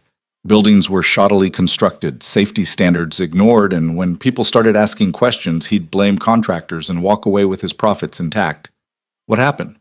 I acquired documentation proving he'd knowingly approved substandard materials in a residential tower. I made sure that information reached the right journalists, the right investigators, the right people who could bury him." Adrian's expression was cold. He lost everything. His company, his reputation, his freedom for 18 months when the criminal charges stuck. "And now he wants revenge," Lena said quietly. "Now he wants to know what other information I have, what other leverage I used, who else I've destroyed. He's using you to map my entire network, to understand my methods, to find vulnerabilities he can exploit." Marcus pulled up another screen showing financial transactions. "Meridian Strategic has been funding Dalton's operation for 6 months. They've spent nearly $2 million investigating Adrian. Surveillance, document analysis, informant recruitment. This isn't casual revenge. This is systematic dismantling." Lena felt ice settle in her stomach. "What does he want? If he has all this information, why not just use it?" "Because he doesn't have the right information," Catherine explained. "He has fragments, patterns, suspicions. What he needs is the actual evidence, the files Adrian keeps, the records of every deal and leverage point. With that, he could either blackmail Adrian into silence or release it all publicly and watch the empire collapse." "The journal," Lena said, remembering what Adrian had shown her on her first day. "He wants that journal." Adrian nodded slowly. "Among other things, but more than that, he wants to know how I operate, who my sources are, what methods I use. He wants to become me, to build his own empire on the ruins of mine." "Then we don't give him anything," Lena said. "I tell Dalton I'm not interested, and we cut contact completely." "That won't stop him. He'll find another way in, another vulnerability to exploit. We need to end this permanently." Adrian moved to the windows, looking out over the sleeping city. "Which means we need to give him exactly what he wants, but on our terms." The room fell silent. Lena watched Adrian's reflection in the glass, seeing the calculation happening behind his eyes. "You want to feed him false information," she said. "I want to feed him a trap. Something so valuable he can't resist, something that will expose him when he tries to use it." Adrian turned back to the group. "Marcus, can you create a convincing duplicate of my records? Something that looks authentic but contains traceable markers?" Marcus's eyes lit up with the challenge. "Absolutely. I can embed digital signatures that would expose anyone who tries to access or distribute the files. Make it look like the real thing while being completely trackable. Catherine, I need you to identify Holloway's current assets and vulnerabilities. If we're going to destroy him again, I want to be thorough this time." "Already on it," Catherine said, her fingers flying across her tablet. "He's rebuilt some of his fortune through shell companies and offshore investments, but he's been careful to keep his name off official documents. We'll need to trace the money carefully." Adrian's hands moved to Lena. And you need to convince Dalton that you're ready to betray me, that the evidence he showed you was enough to scare you into cooperation. Lena's throat tightened. How do I make that convincing? By telling him a truth wrapped in a lie. Tell him you discovered I keep extensive records of leverage and deals. Tell him you're terrified of being caught up in whatever investigation is coming. Tell him you want protection for yourself and your mother, but you need guarantees before you'll provide anything. And then you offer him the duplicate files. But you set conditions. The exchange happens on your terms, in a location you specify, with proof of the protection agreement in hand. We control every aspect of the handoff. Oh, what happens when he realizes the files are fake? Adrian's smile was cold. He won't realize immediately. The duplicates will be good enough to pass initial inspection. By the time he discovers the deception, we'll have traced everyone he shares them with, documented his attempted blackmail, and gathered enough evidence to destroy him legally and professionally. Again, Lena looked around the room at their faces. Marcus eager and focused, Catherine calculating and precise, Diana standing near the door like a sentinel. These people were willing to go to war for Adrian, to risk everything to protect what he'd built, and they were asking her to be the weapon. What if something goes wrong? She asked. What if Dalton suspects it's a trap? Then Diana extracts you and we fall back to defensive positions. But I don't think it will come to that. Dalton has spent 6 months building this operation. He's invested too much to walk away now, especially when success is within reach. He'll think he's won, Lena said, understanding dawning. He'll think I cracked under pressure and betrayed you. Exactly, and that certainty will make him reckless. People make mistakes when they think they've already won. Lena thought about her mother, safe at St. Catherine's with armed guards outside her door. Thought about the life she'd stepped into just days ago, how everything had changed in ways she couldn't have imagined. Thought about Adrian offering her not just a job but a place in his world, treating her like someone who mattered. How long do we have to prepare? 48 hours before you're supposed to give Dalton your answer. We use that time to build the trap perfectly. Adrian moved closer, his expression serious. But Lena, once we start this, there's no backing out. Dalton will believe you've betrayed me, which means if the plan fails, you become his asset for real, or his target. I understand. Do you? Because this isn't like the meeting at the mill. This is active deception of someone who's already proven willing to fabricate federal evidence.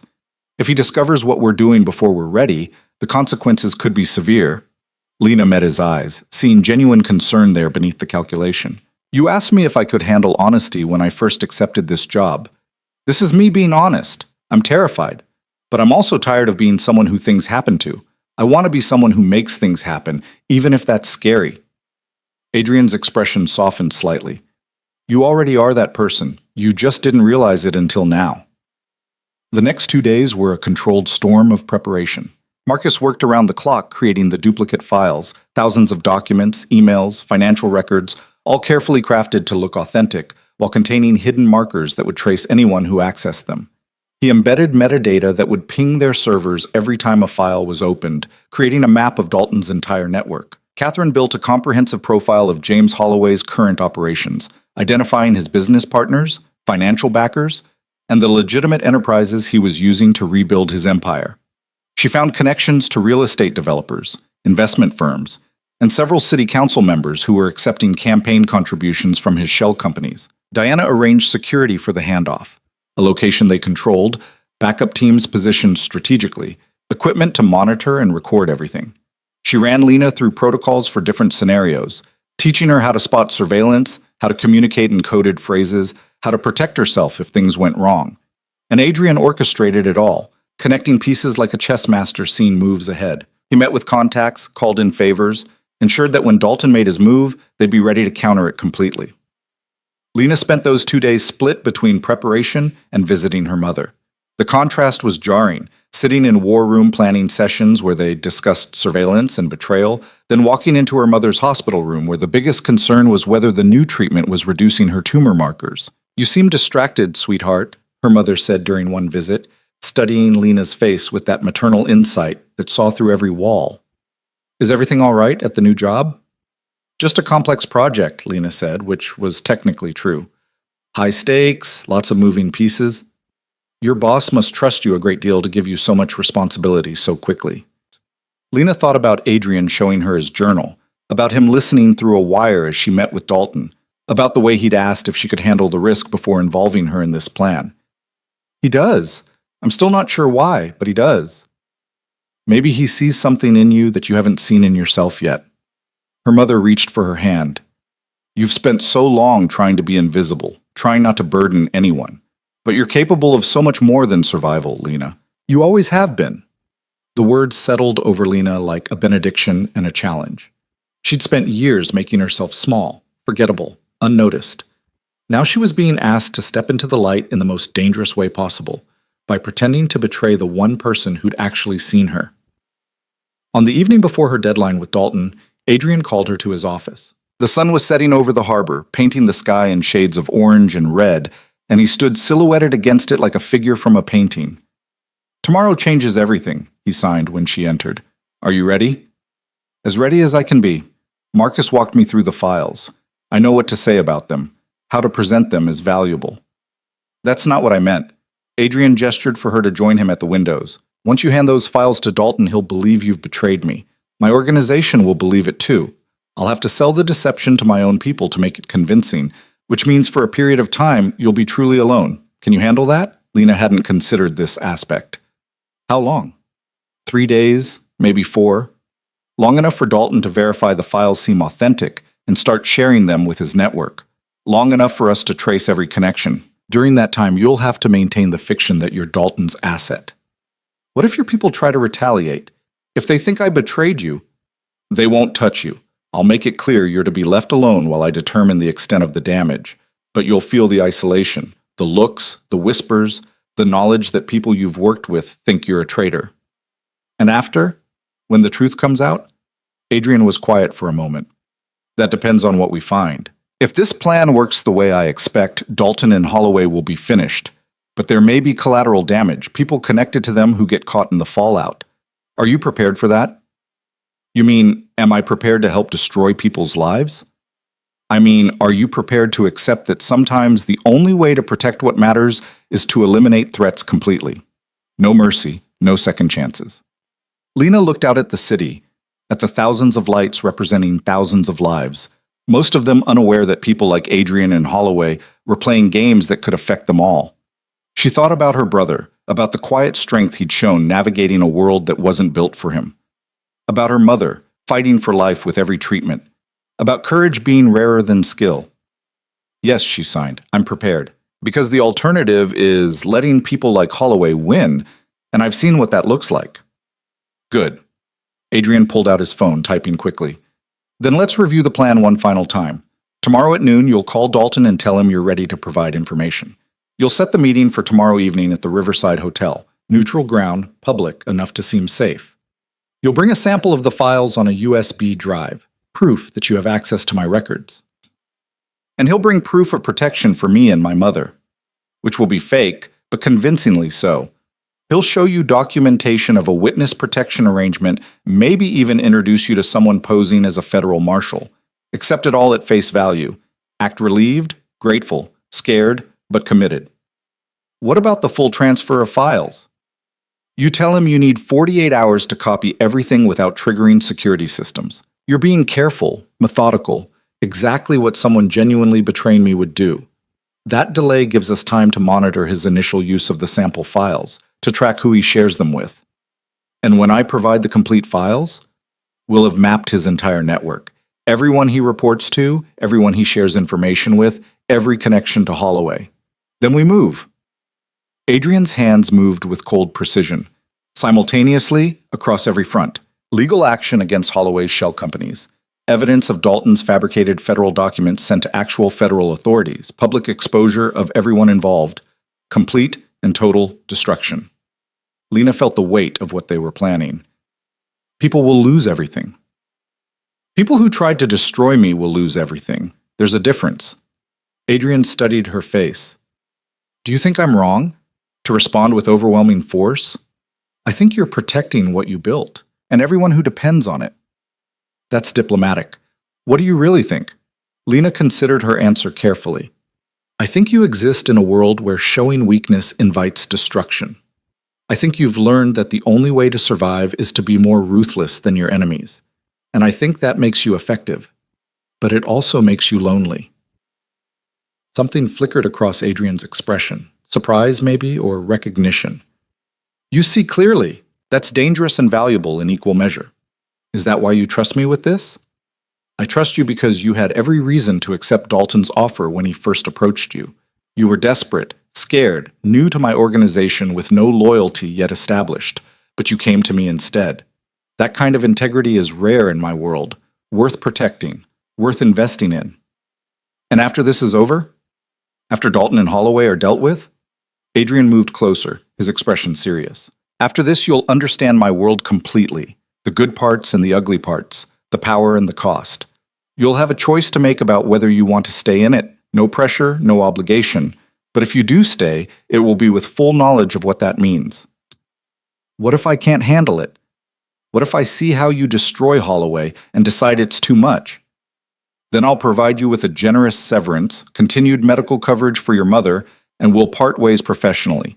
No hard feelings, no retaliation. You've earned that much through what you're about to do. Lena studied his face, seeing the absolute sincerity there. You mean that? You'd really just let me walk away? I don't keep people who don't want to be kept. Loyalty under duress isn't loyalty. It's just fear with better packaging. The next morning arrived too quickly. Lena woke in her apartment feeling like she was standing on the edge of a cliff, about to jump without knowing what waited below. She dressed carefully, professional but not too formal, someone making a difficult choice but trying to maintain dignity. Diana picked her up at 10, driving in silence to the harbor building. The team was assembled in Adrian's office, final preparations being made. Marcus handed her the USB drive containing the sample files, walking her through exactly what was on it and how to present it. These are real documents mixed with fabrications, he explained. Enough authentic material to convince Dalton the rest is legitimate, but nothing that could actually harm Adrian if it got out. The fabrications are our tracking mechanisms. Every time someone opens these files, we'll know where, when, and from what device. Catherine provided her with talking points, phrases that would make her sound genuine. Emphasize your fear, your guilt, your desperation to protect your mother. Those emotions are real. Use them. Make Dalton believe he's rescuing you from a monster. Adrian stood apart, watching the preparations with his characteristic stillness. When the others finished their briefings, he signed to Lena. Remember, once you walk out of here today, I'm going to tell my team you've betrayed me. They'll believe it because they trust my judgment. That's the price of making this convincing. I understand. Do you need anything before you make the call? Time to reconsider? A chance to back out? No. Let's finish this. At exactly noon, Lena dialed Dalton's number from her personal phone. He answered immediately, his voice warm with anticipation. Ms. Carter, I've been hoping to hear from you. I've thought about what you showed me, about the risks I'm taking working for Mr. Voss. Lena kept her voice shaky, uncertain. I want protection for myself and my mother. I want guarantees in writing before I provide anything. Of course. That's completely reasonable. When can we meet? Tonight, 7 p.m., the Riverside Hotel lobby. It's public, neutral. I'll feel safer there. Perfect. I'll bring documentation of the protection arrangement. And Ms. Carter, you're making the right choice. This man has destroyed enough lives. It's time someone stopped him. I hope you're right, Lena said, meaning it in ways Dalton couldn't understand. I'll see you tonight. She ended the call and looked at Adrian. It's done. He believes me. Adrian's expression was unreadable. Then we proceed. Diana, I want full surveillance at the Riverside. Marcus, monitor the files the moment they're opened. Catherine, have legal standing by in case we need immediate action. Everyone moved to their tasks, leaving Lena alone with Adrian. He studied her for a long moment, then signed, Thank you for trusting me. I know this is asking a great deal. You've given me more in 1 week than most people have in my entire life. This is me repaying that. This is you stepping into darkness to protect something you barely understand. That's not repayment. It's courage. He paused, then, When this is over, I want you to take 3 days off. Visit your mother, sleep in your own bed, remember what normal feels like. You'll need that before deciding whether to return. You really think I might not come back? I think you might see me destroy 2 men's lives tonight and tomorrow, and realize I'm exactly the monster Dalton claimed I was. I want you to have the space to process that honestly. Lena wanted to argue, to insist she understood what she was signing up for. But the truth was, she didn't know how she'd feel watching Adrian's plan unfold. Didn't know if she had the stomach for the kind of ruthless efficiency he operated with. All right, she said. 3 days. After. The hours until 7 p.m. crawled past. Lena tried to rest but couldn't, her mind running through every possible scenario. At 6, Diana came to collect her, helping her prepare for the meeting. The wire was smaller this time, virtually undetectable, broadcasting to equipment Marcus had positioned throughout the Riverside Hotel. We'll hear everything, Diana assured her, and I'll be in the lobby reading a magazine. If anything feels wrong, use the code phrase. I'll have you out in under 20 seconds. The drive to the Riverside felt like traveling to an execution, her own or someone else's, she wasn't sure. The hotel was upscale modern, all glass and chrome, with a lobby that managed to feel both spacious and intimate. Lena spotted Catherine immediately, checking her phone near the elevators. Marcus would be nearby too, though she couldn't identify him. Dalton arrived 5 minutes early, carrying a leather briefcase, his expression carefully crafted into concern and reassurance. He stood when he saw Lena, gesturing to a seating area away from the main traffic flow. Miss Carter, thank you for coming. I know this must be difficult. Lena sat, clutching her purse where the USB drive waited. I haven't slept in 2 days. I keep thinking about what happens if he finds out. He won't. We're very good at protecting our assets. Here. Dalton opened his briefcase, pulling out official-looking documents. This is a federal witness protection agreement. Once you sign this and provide the information we discussed, you and your mother will be relocated to a secure facility. New identities, continued medical care, financial support. You'll be completely safe. Lena took the documents with shaking hands, scanning them. They looked legitimate. Proper seals, correct legal language, signatures from people whose titles suggested authority. If she didn't know they were fake, she'd have believed them completely. And you're certain this will protect us? From Mr. Voss and whoever else might retaliate? Absolutely. We've done this hundreds of times. No one protected under this program has ever been successfully located by hostile parties. Because the program doesn't exist, Lena thought. But she made herself look relieved, grateful, desperate for this lifeline to be real. I brought a sample, she said, pulling out the USB drive, files showing his leverage network, financial records, communications with various contacts. It's not everything, but it's enough to prove I have access. Dalton took the drive like it was precious metal. This is perfect. How much more can you provide? Everything. His complete records going back 10 years, but I need time. He has security systems, monitoring software. If I copy everything at once, it will trigger alerts. I need to do this carefully, in pieces. How long? 48 hours. I can have everything compiled by then. Dalton nodded, clearly pleased. That's acceptable. We'll set up another meeting for the full transfer. And Ms. Carter, I want you to know you're doing the right thing. Adrian Voss has hurt a lot of people. You're helping ensure he faces justice. Lena made herself look conflicted, guilty, scared. I just want my mother safe. Whatever else he's done, that's not my concern. Of course, family comes first, always. Dalton stood, extending his hand. I'll be in touch about the next meeting. In the meantime, act normally. Don't give him any reason to suspect. They shook hands, and Dalton left, the USB drive in his pocket. Lena sat there for 5 minutes, her heart pounding, before Diana appeared beside her. You did perfectly, Diana murmured. Let's get you out of here. Back at the harbor building, the team was assembled around Marcus's workstation, watching data stream across multiple screens. Marcus looked up when they entered, his expression triumphant. He opened the drive 17 minutes ago, from a laptop in what appears to be a hotel room downtown. He's already copied 3 files to his cloud storage and sent encrypted messages to 2 different contacts. Can you trace the contacts? Catherine asked. Already on it. One appears to be an attorney specializing in corporate litigation. The other is a journalist who's written extensively about political corruption. Marcus pulled up more data. He's building a case for public exposure, not just blackmail. Adrian signed, Holloway wants me destroyed publicly. He wants everyone to know who brought me down. His expression was cold, calculating. Good. That makes him predictable. Over the next 48 hours, they watched Dalton's network unfold like a map being revealed. Every time someone accessed the files, Marcus's software captured it, locations, devices, user identities. They traced connections to Holloway's shell companies, to journalists, to lawyers, to investigators who'd been hired to build cases against Adrian's legitimate businesses. It was comprehensive, meticulous, and exactly what Adrian had anticipated. During that time, Lena played her role perfectly. She went to work at Adrian's office, acted nervous around his staff, avoided eye contact with him in meetings. Word spread quickly. Marcus mentioned it to another employee in hearing range, and within hours, everyone knew Adrian's new assistant had been caught providing information to external parties. The looks she received were exactly what Adrian had predicted. Hostility, contempt, barely concealed anger. People she'd worked alongside for days now treated her like a disease.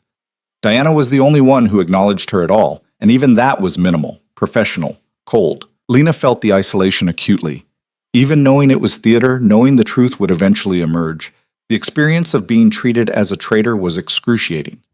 She understood suddenly what Adrian had meant about loneliness. This was what betrayal felt like from the inside, and she hadn't even actually betrayed anyone. On the third evening, Adrian called her to his office. His expression was harder than she'd ever seen it, and for a moment she wondered if he'd somehow forgotten this was staged. Then his hands moved. "It's time. We have everything we need. Tomorrow morning, we execute the final phase." "What happens tomorrow?" "Tomorrow, Holloway and Dalton discover their plan has failed spectacularly. Tomorrow, everyone they've involved in this scheme learns they've been played. And tomorrow, you become either someone who can live with what we're about to do, or someone who can't." Lena met his eyes, seeing the predator beneath the sophisticated exterior. "Show me. I need to see what justice looks like in your world." Adrian's smile was razor sharp. "As you wish." The operation began at dawn, before the city fully woke, when the streets were still quiet and the harbor building stood like a sentinel against the breaking sky. Lena arrived to find Adrian's office transformed into a war room, Catherine coordinating with lawyers on 3 different video calls, Marcus's screens displaying real-time data feeds, Diana reviewing tactical positions with her security team. The air hummed with controlled intensity, everyone moving with the precision of people who knew exactly what was about to happen. Adrian stood at the center of it all, orchestrating chaos into symphony. When Lena entered, he turned, his hands moving. "Good. You're here. Watch carefully. This is how empires fall." Catherine ended one of her calls and looked up. "Federal prosecutors have the evidence package. Dalton's fabricated documents, his real identity, records of Meridian Strategic's payments to him, everything. They're moving within the hour." "And the journalists?" Adrian signed. 3 major outlets have the story. Holloway's shell companies, his connection to the development fraud 5 years ago, evidence that he's been using Meridian to conduct corporate espionage. All verified, all sourced to documents Dalton himself distributed. Catherine's smile was sharp. "He built the case against his own employer." Marcus looked up from his screens. "Dalton just accessed the files again. He's in a panic. I can see him trying to verify metadata, checking digital signatures. He knows something's wrong." "Let him panic," Adrian signed. "What about Holloway's business partners?" "Receiving very interesting phone calls as we speak," Catherine said. "Turns out when you present people with evidence that their business associate has been conducting illegal surveillance operations, they tend to distance themselves quickly. 3 of his major investors have already withdrawn funding. 2 more are threatening legal action."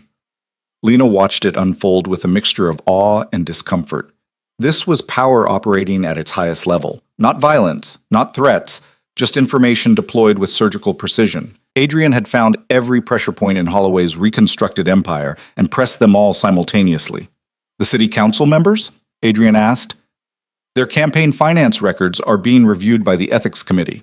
Anonymous tips, of course, but thoroughly documented. All those contributions from Holloway's shell companies are now public record."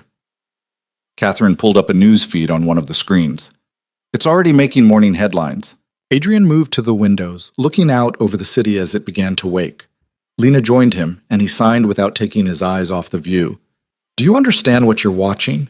This is what happens when you try to destroy someone who's built their power on information. Every weapon Holloway tried to use against me, I've turned back on him. Every connection Dalton made while investigating me became a vulnerability I could exploit." "It's comprehensive," Lena said quietly. "Complete. It has to be. Half measures invite retaliation. If I'm going to end this threat, I have to remove every possible avenue for comeback." He turned to face her. Does that disturb you? Lena considered the question honestly. Yes and no. It disturbs me that this is necessary, that your world operates at this level of brutality. But it doesn't disturb me that you're protecting yourself and everyone who depends on you, including me. You're adapting quickly to moral complexity. That's either impressive or concerning. Maybe both. Adrian's expression softened slightly.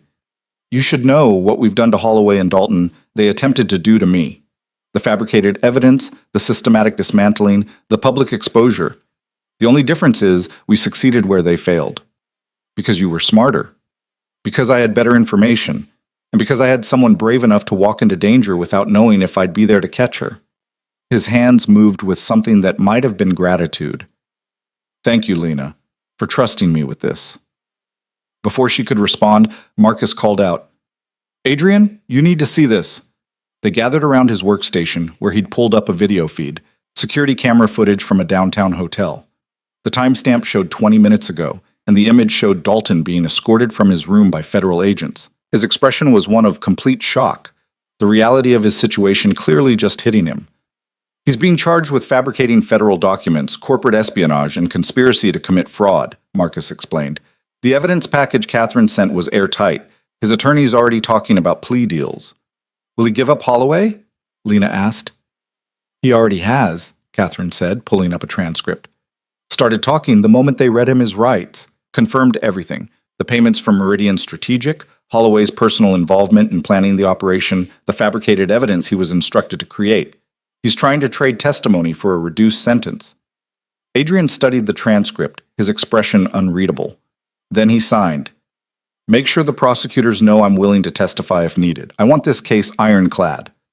Already done, Catherine confirmed. Over the next 3 hours, Lena watched Holloway's world collapse in real time. News outlets ran stories about the development fraud, both past and present. Business partners issued statements distancing themselves from Meridian Strategic. Investors pulled funding so quickly, the company's accounts were frozen by noon. And through it all, Marcus tracked the digital signatures on the files they'd fed Dalton, creating a map of everyone who'd been complicit in the scheme. By early afternoon, it was over. Holloway's empire, the one he'd spent 5 years rebuilding, was destroyed. Meridian Strategic was shuttered, its assets seized pending investigation. Dalton was facing 15 years in federal prison, and every journalist and attorney who'd accepted information from him was now scrambling to explain their involvement. Adrian called the team together in the conference room, his expression carrying the weight of what they'd accomplished. Well done, he signed to the assembled group. All of you. This operation required precision, coordination, and absolute discretion. You delivered on every level. What happens now? Diana asked. Now we wait for the legal process to play out. Catherine will monitor the prosecution's case, ensure they have everything they need.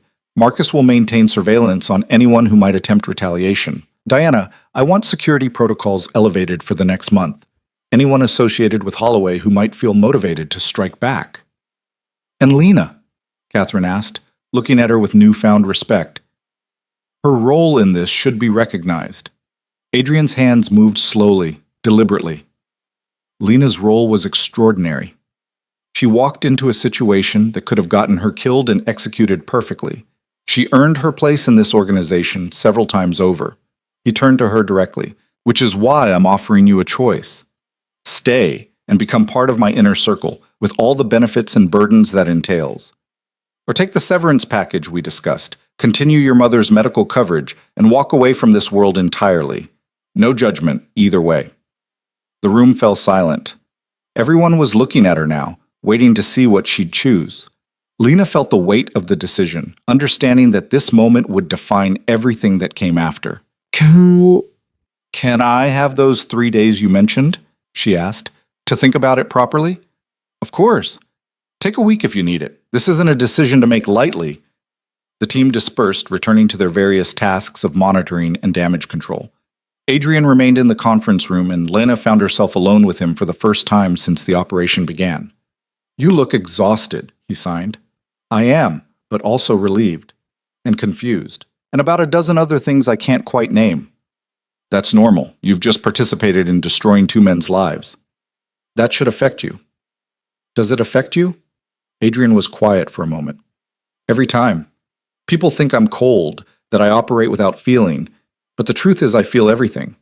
I just don't let those feelings change what needs to be done. Holloway tried to destroy me, tried to use you as a weapon against me. I responded proportionally, by annihilating him completely, by ensuring he can never threaten me or mine again. There's a difference. Adrian moved to the windows, his familiar position when thinking. In my world, mercy is often mistaken for weakness. If I'd simply exposed Holloway's plan and walked away, he'd have tried again, and again, until one attempt succeeded. I can't afford that risk, not for myself, and not for the people who depend on me. Like me. Like you. And Diana, Marcus, Catherine, everyone else in this building who's chosen to work for me. I take that responsibility seriously. Lena joined him at the window, looking out over the city that had become so different from the one she'd known just a week ago. What happens to the people Holloway employed? The ones who weren't involved in the scheme against you? Catherine's already arranging severance packages and job placement assistance. They were following orders from a corrupt employer. They don't deserve to suffer for his choices. You're not the monster Dalton claimed you were. I'm not a saint either. I exist in the space between, doing what's necessary to protect what matters. He turned to face her. Which is why I need you to truly consider this choice. If you stay, you'll see more of what we did today. Not the same circumstances, but the same level of calculated action. You'll be complicit in decisions that exist in moral gray areas, and you'll have to live with that.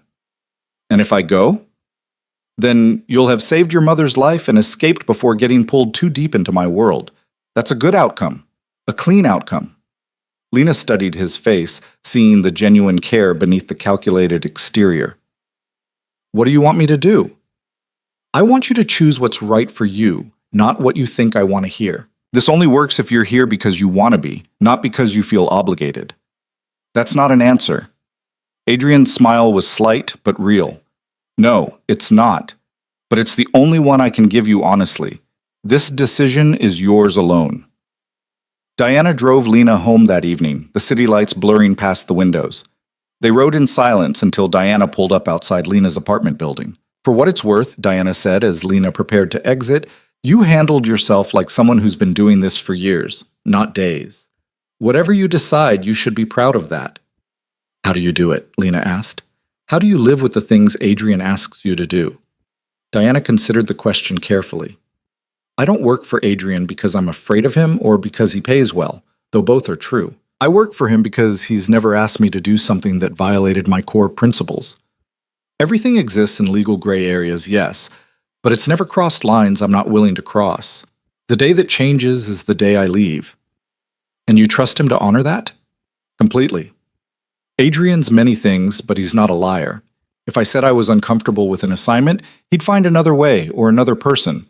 That's rare in our world. Diana met her eyes in the rearview mirror. The question you need to answer is whether you have lines you're not willing to cross, and whether what you've seen Adrian do falls within your boundaries. Lena spent that night awake in her apartment, replaying everything that had happened.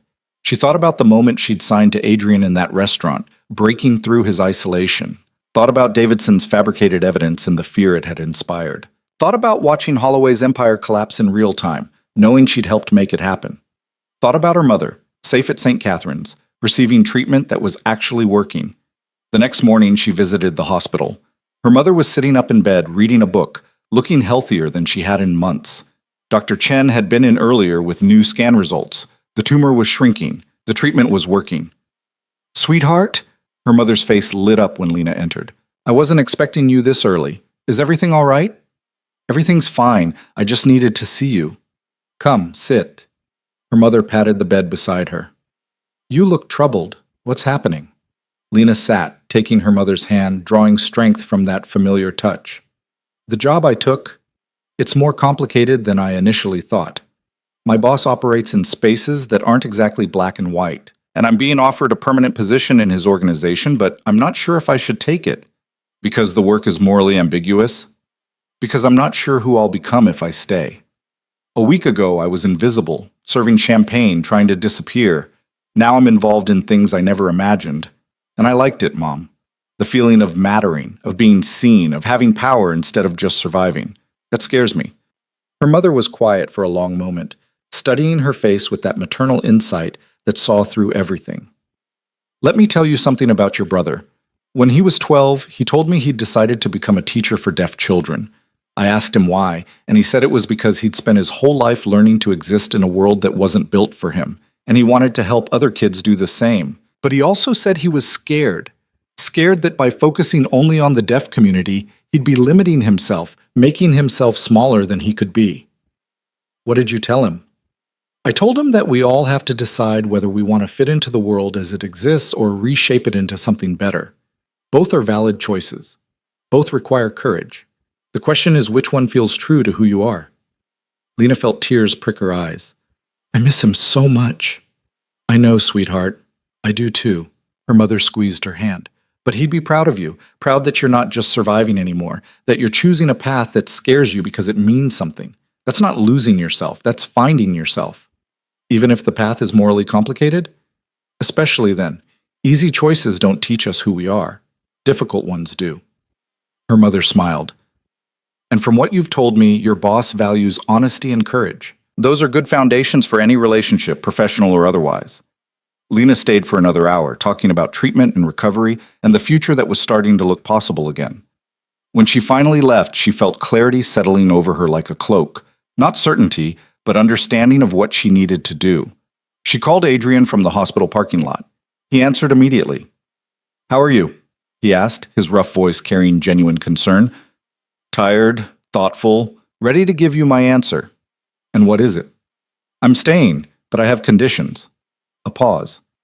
I'm listening. I want to continue developing my role beyond just communication and translation. I want to learn how your organization works at every level, legal, strategic, operational. I want to be someone who adds value beyond being able to sign. Agreed. You've already proven you can do that. What else? I want regular check-ins about assignments. If you ask me to do something that crosses my personal boundaries, I want the freedom to say no without consequences. And I want the same promise you made Diana, that if the work ever conflicts with my core principles, I can walk away. You have my word on all of that. Anything else? Lena took a breath. I want you to be honest with me about the ugly parts of this world. Don't shelter me or try to protect me from the reality of what we do. If I'm going to live with these choices, I need to make them with full knowledge. That's a hard thing to ask for. Once you see some things, you can't unsee them. I know. But I'd rather live with difficult truths than comfortable lies. Adrian was quiet for a long moment. Then, you're sure about this? About staying? I'm sure. I've been invisible my whole life. I'm ready to be someone who matters, even if that's complicated. Then welcome to the inner circle, Lena Carter. Officially this time. She could hear the smile in his voice. Come to the office tomorrow. We have work to do. The next morning, Lena walked into the harbor building feeling like she was arriving at her real first day. The team greeted her differently now, not as the new assistant, but as someone who'd proven herself under fire. Marcus gave her an enthusiastic high five. Catherine nodded with respect. Diana actually smiled. Adrian was waiting in his office, and when Lena entered, he stood, his expression serious. Before we move forward, there's something I need to show you, he signed. He pulled out the leather journal she'd seen on her first day, setting it on the desk between them. You asked for honesty about the ugly parts of this world. This is where it lives. 10 years of deals, leverage, information acquisition. Some of it you'll find acceptable. Some of it will disturb you. But if you're going to be part of my inner circle, you need to understand the foundation we're building on. Lena picked up the journal, feeling its weight. You're giving me access to the thing that could destroy you? I'm giving you the trust I'd give any member of my core team. You've earned it. What you do with it determines everything that comes after. She opened the journal, scanning the first few pages. Detailed records of negotiations, carefully documented leverage points, information about people and organizations that could shift the balance of power. Some of it was exactly what she'd expected. Business intelligence, strategic planning, calculated risk assessment. But some of it walked lines she hadn't anticipated. This deal here, she signed, pointing to an entry from 3 years ago. You helped someone avoid a fraud investigation by providing information about a prosecutor's personal life. I did. The person facing investigation was innocent. The charges were politically motivated. The prosecutor had accepted bribes from the actual guilty party. I exposed that corruption and saved someone from undeserved prison time. But you use personal information as leverage.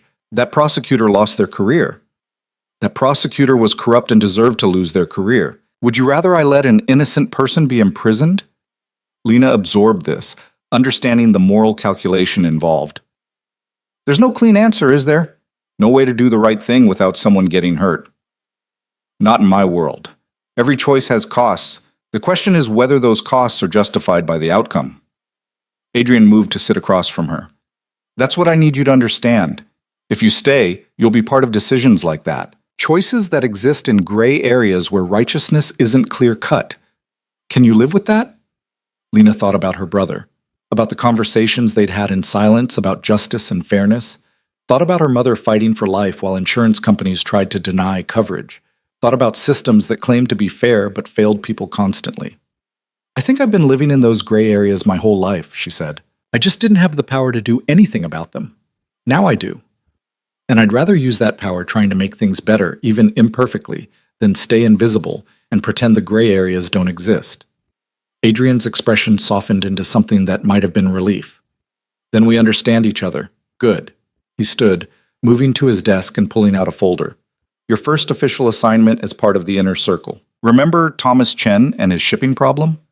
The investigation into his import operations. Marcus traced the source of that investigation. It's not federal. It's a competitor trying to force Chen out of the market by creating regulatory headaches. The competitor has been feeding false information to customs officials, making it look like Chen's involved in smuggling when he's actually running a legitimate operation. What do you need me to do? Chen is meeting with the customs officials tomorrow to address their concerns. I want you there as my representative. Your job is to observe the meeting, assess whether Chen is being truthful, and help me determine whether to protect him or let him face consequences. You're asking me to judge whether someone deserves your help. I'm asking you to use that clarity of observation you've demonstrated. Chen trusts me, but I don't fully trust him yet. You're removed enough from our history to see him objectively. Can you do that? Lena thought about the responsibility being placed on her shoulders. Someone's business fate hanging on her assessment. It was daunting and exhilarating in equal measure. Yes, she said, I can do that. The meeting with customs officials took place in a federal building downtown, all fluorescent lighting and government-issue furniture. Chen looked nervous but determined, his attorney beside him as they faced 3 customs investigators who clearly believed they'd caught someone in criminal activity. Lena sat in the corner, Adrian's silent representative, watching body language and listening to tone as much as words. Chen answered every question directly, provided documentation for every shipment, explained his business operations with transparent detail. His nervousness came from being accused of crimes he hadn't committed, not from hiding guilt. The competitor's accusations fell apart under scrutiny. False manifests they'd provided didn't match actual cargo records. Dates they'd claimed suspicious activity occurred. Chen had been out of the country. The whole investigation was a house of cards built on fabricated evidence. By the end of the 2-hour meeting, the customs officials were apologizing, promising to investigate who'd fed them false information. Chen left looking relieved but exhausted. Lena met with Adrian that evening to deliver her assessment. He's innocent. Everything he said checked out. The competitor was trying to destroy him through regulatory warfare. Your recommendation? Help him. Not just because he's innocent, but because the competitor needs to understand that attacking people under your protection has consequences. Adrian's smile was approving.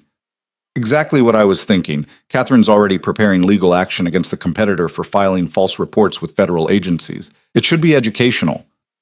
Over the following weeks, Lena settled into her new role with growing confidence. She attended meetings with Adrian, learning to read people in situations the way he did. She worked with Catherine on strategic planning, understanding how legal and illegal pressures could be applied in concert. She trained with Marcus on information systems, learning to find and protect valuable data. And she spent time with Diana, understanding security protocols and threat assessment. Her mother's health continued to improve, the treatments working better than anyone had hoped.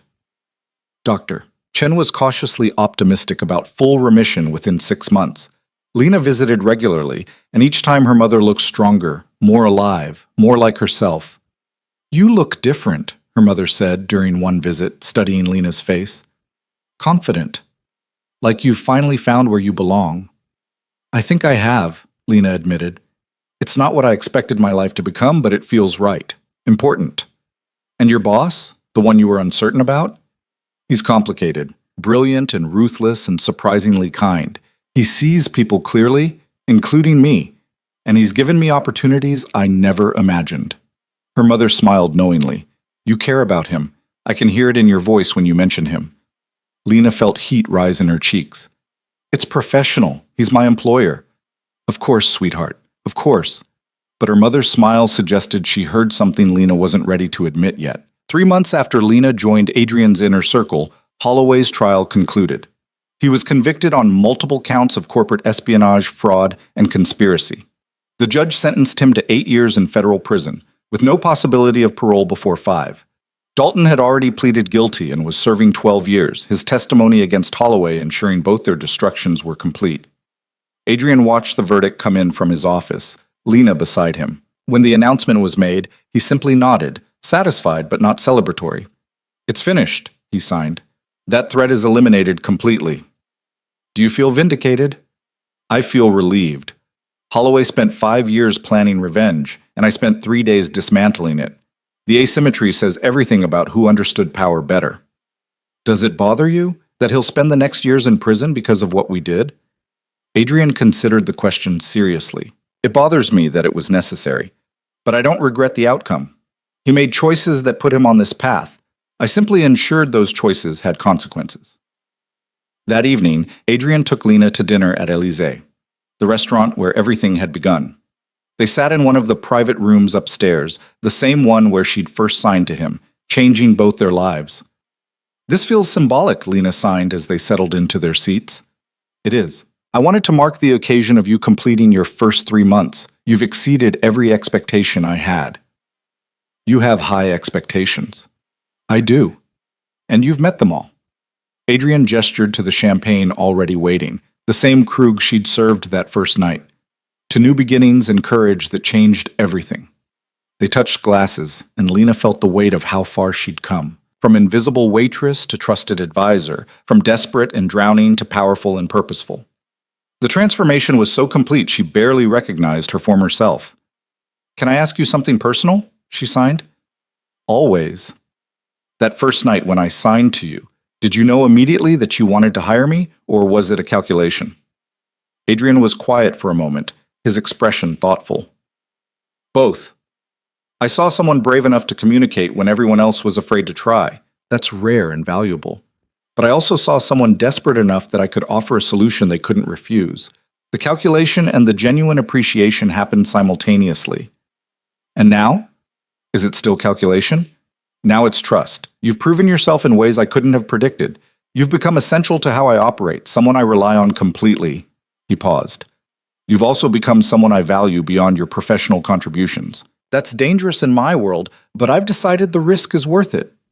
Lena's heart skipped. Dangerous how? Because caring about people creates vulnerabilities that enemies can exploit. Diana, Marcus, Catherine. I protect them fiercely because they matter to me. But with you, it's different, more complicated. Why? Adrian's hands moved slowly, carefully. Because you see all of me. The brilliant strategist and the lonely man who communicates in silence. The ruthless protector and the person who wants connection. You don't flinch from either version. That kind of acceptance is intoxicating and terrifying. Lena felt her breath catch. Adrian, you don't have to respond. I'm simply being honest, as you requested.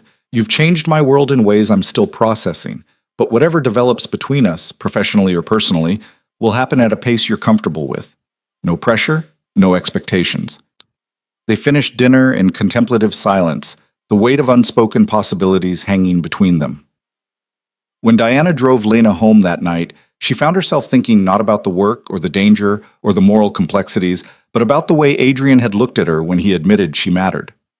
6 months into her role, Lena stood in Adrian's office, looking out over the city she'd once moved through, invisible, and felt truly at home for the first time in years. Her mother was in remission, healthy enough that they were discussing her moving to an assisted living facility with gardens and activities instead of hospital walls. The work was challenging and engaging, pushing her to grow in ways she'd never imagined, and the team had become something like family, dysfunctional and dangerous, but fiercely loyal. Adrian joined her at the window, standing close enough that she could feel his presence. He signed, "You look content."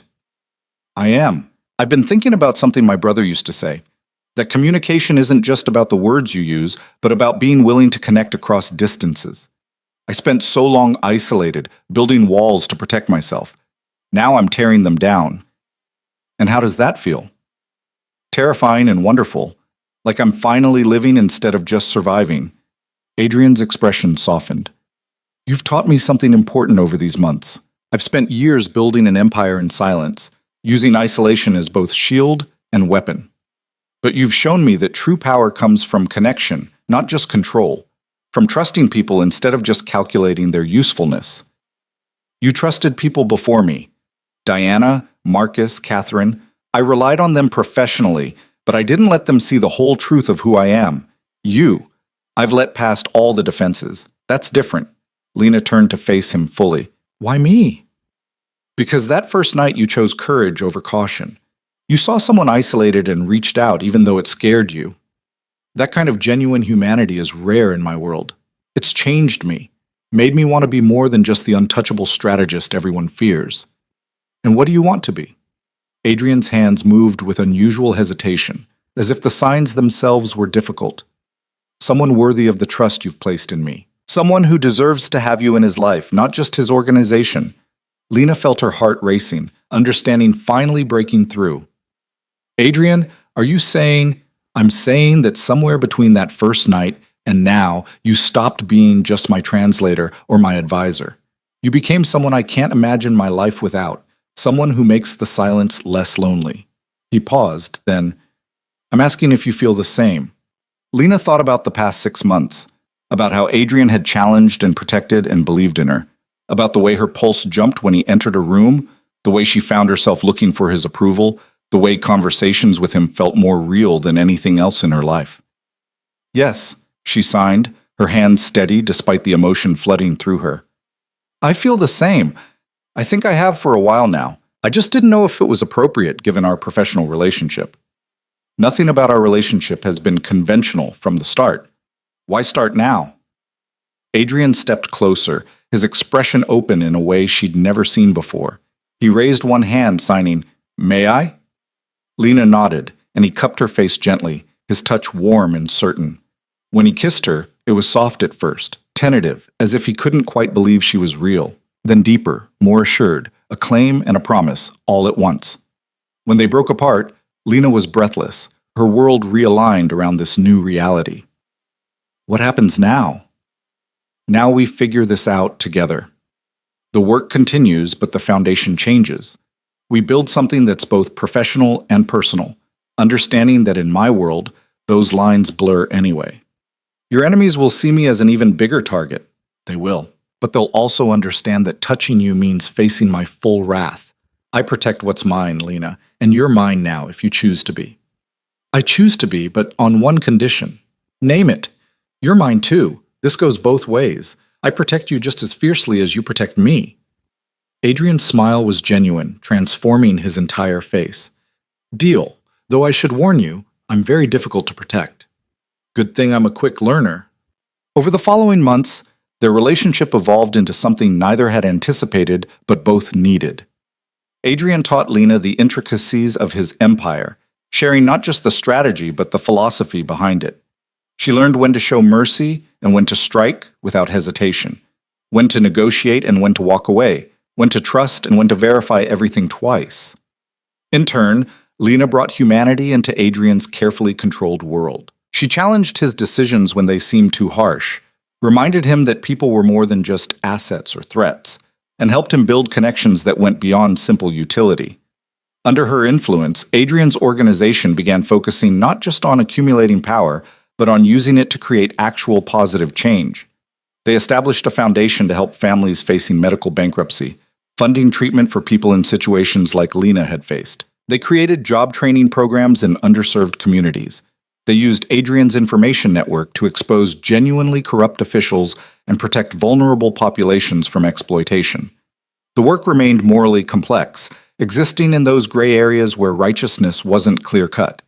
But it felt purposeful, like they were building something that mattered beyond just wealth and influence. 1 year after Lena first signed to Adrian in that restaurant, they stood together on the roof of the harbor building, looking out over the city at sunset.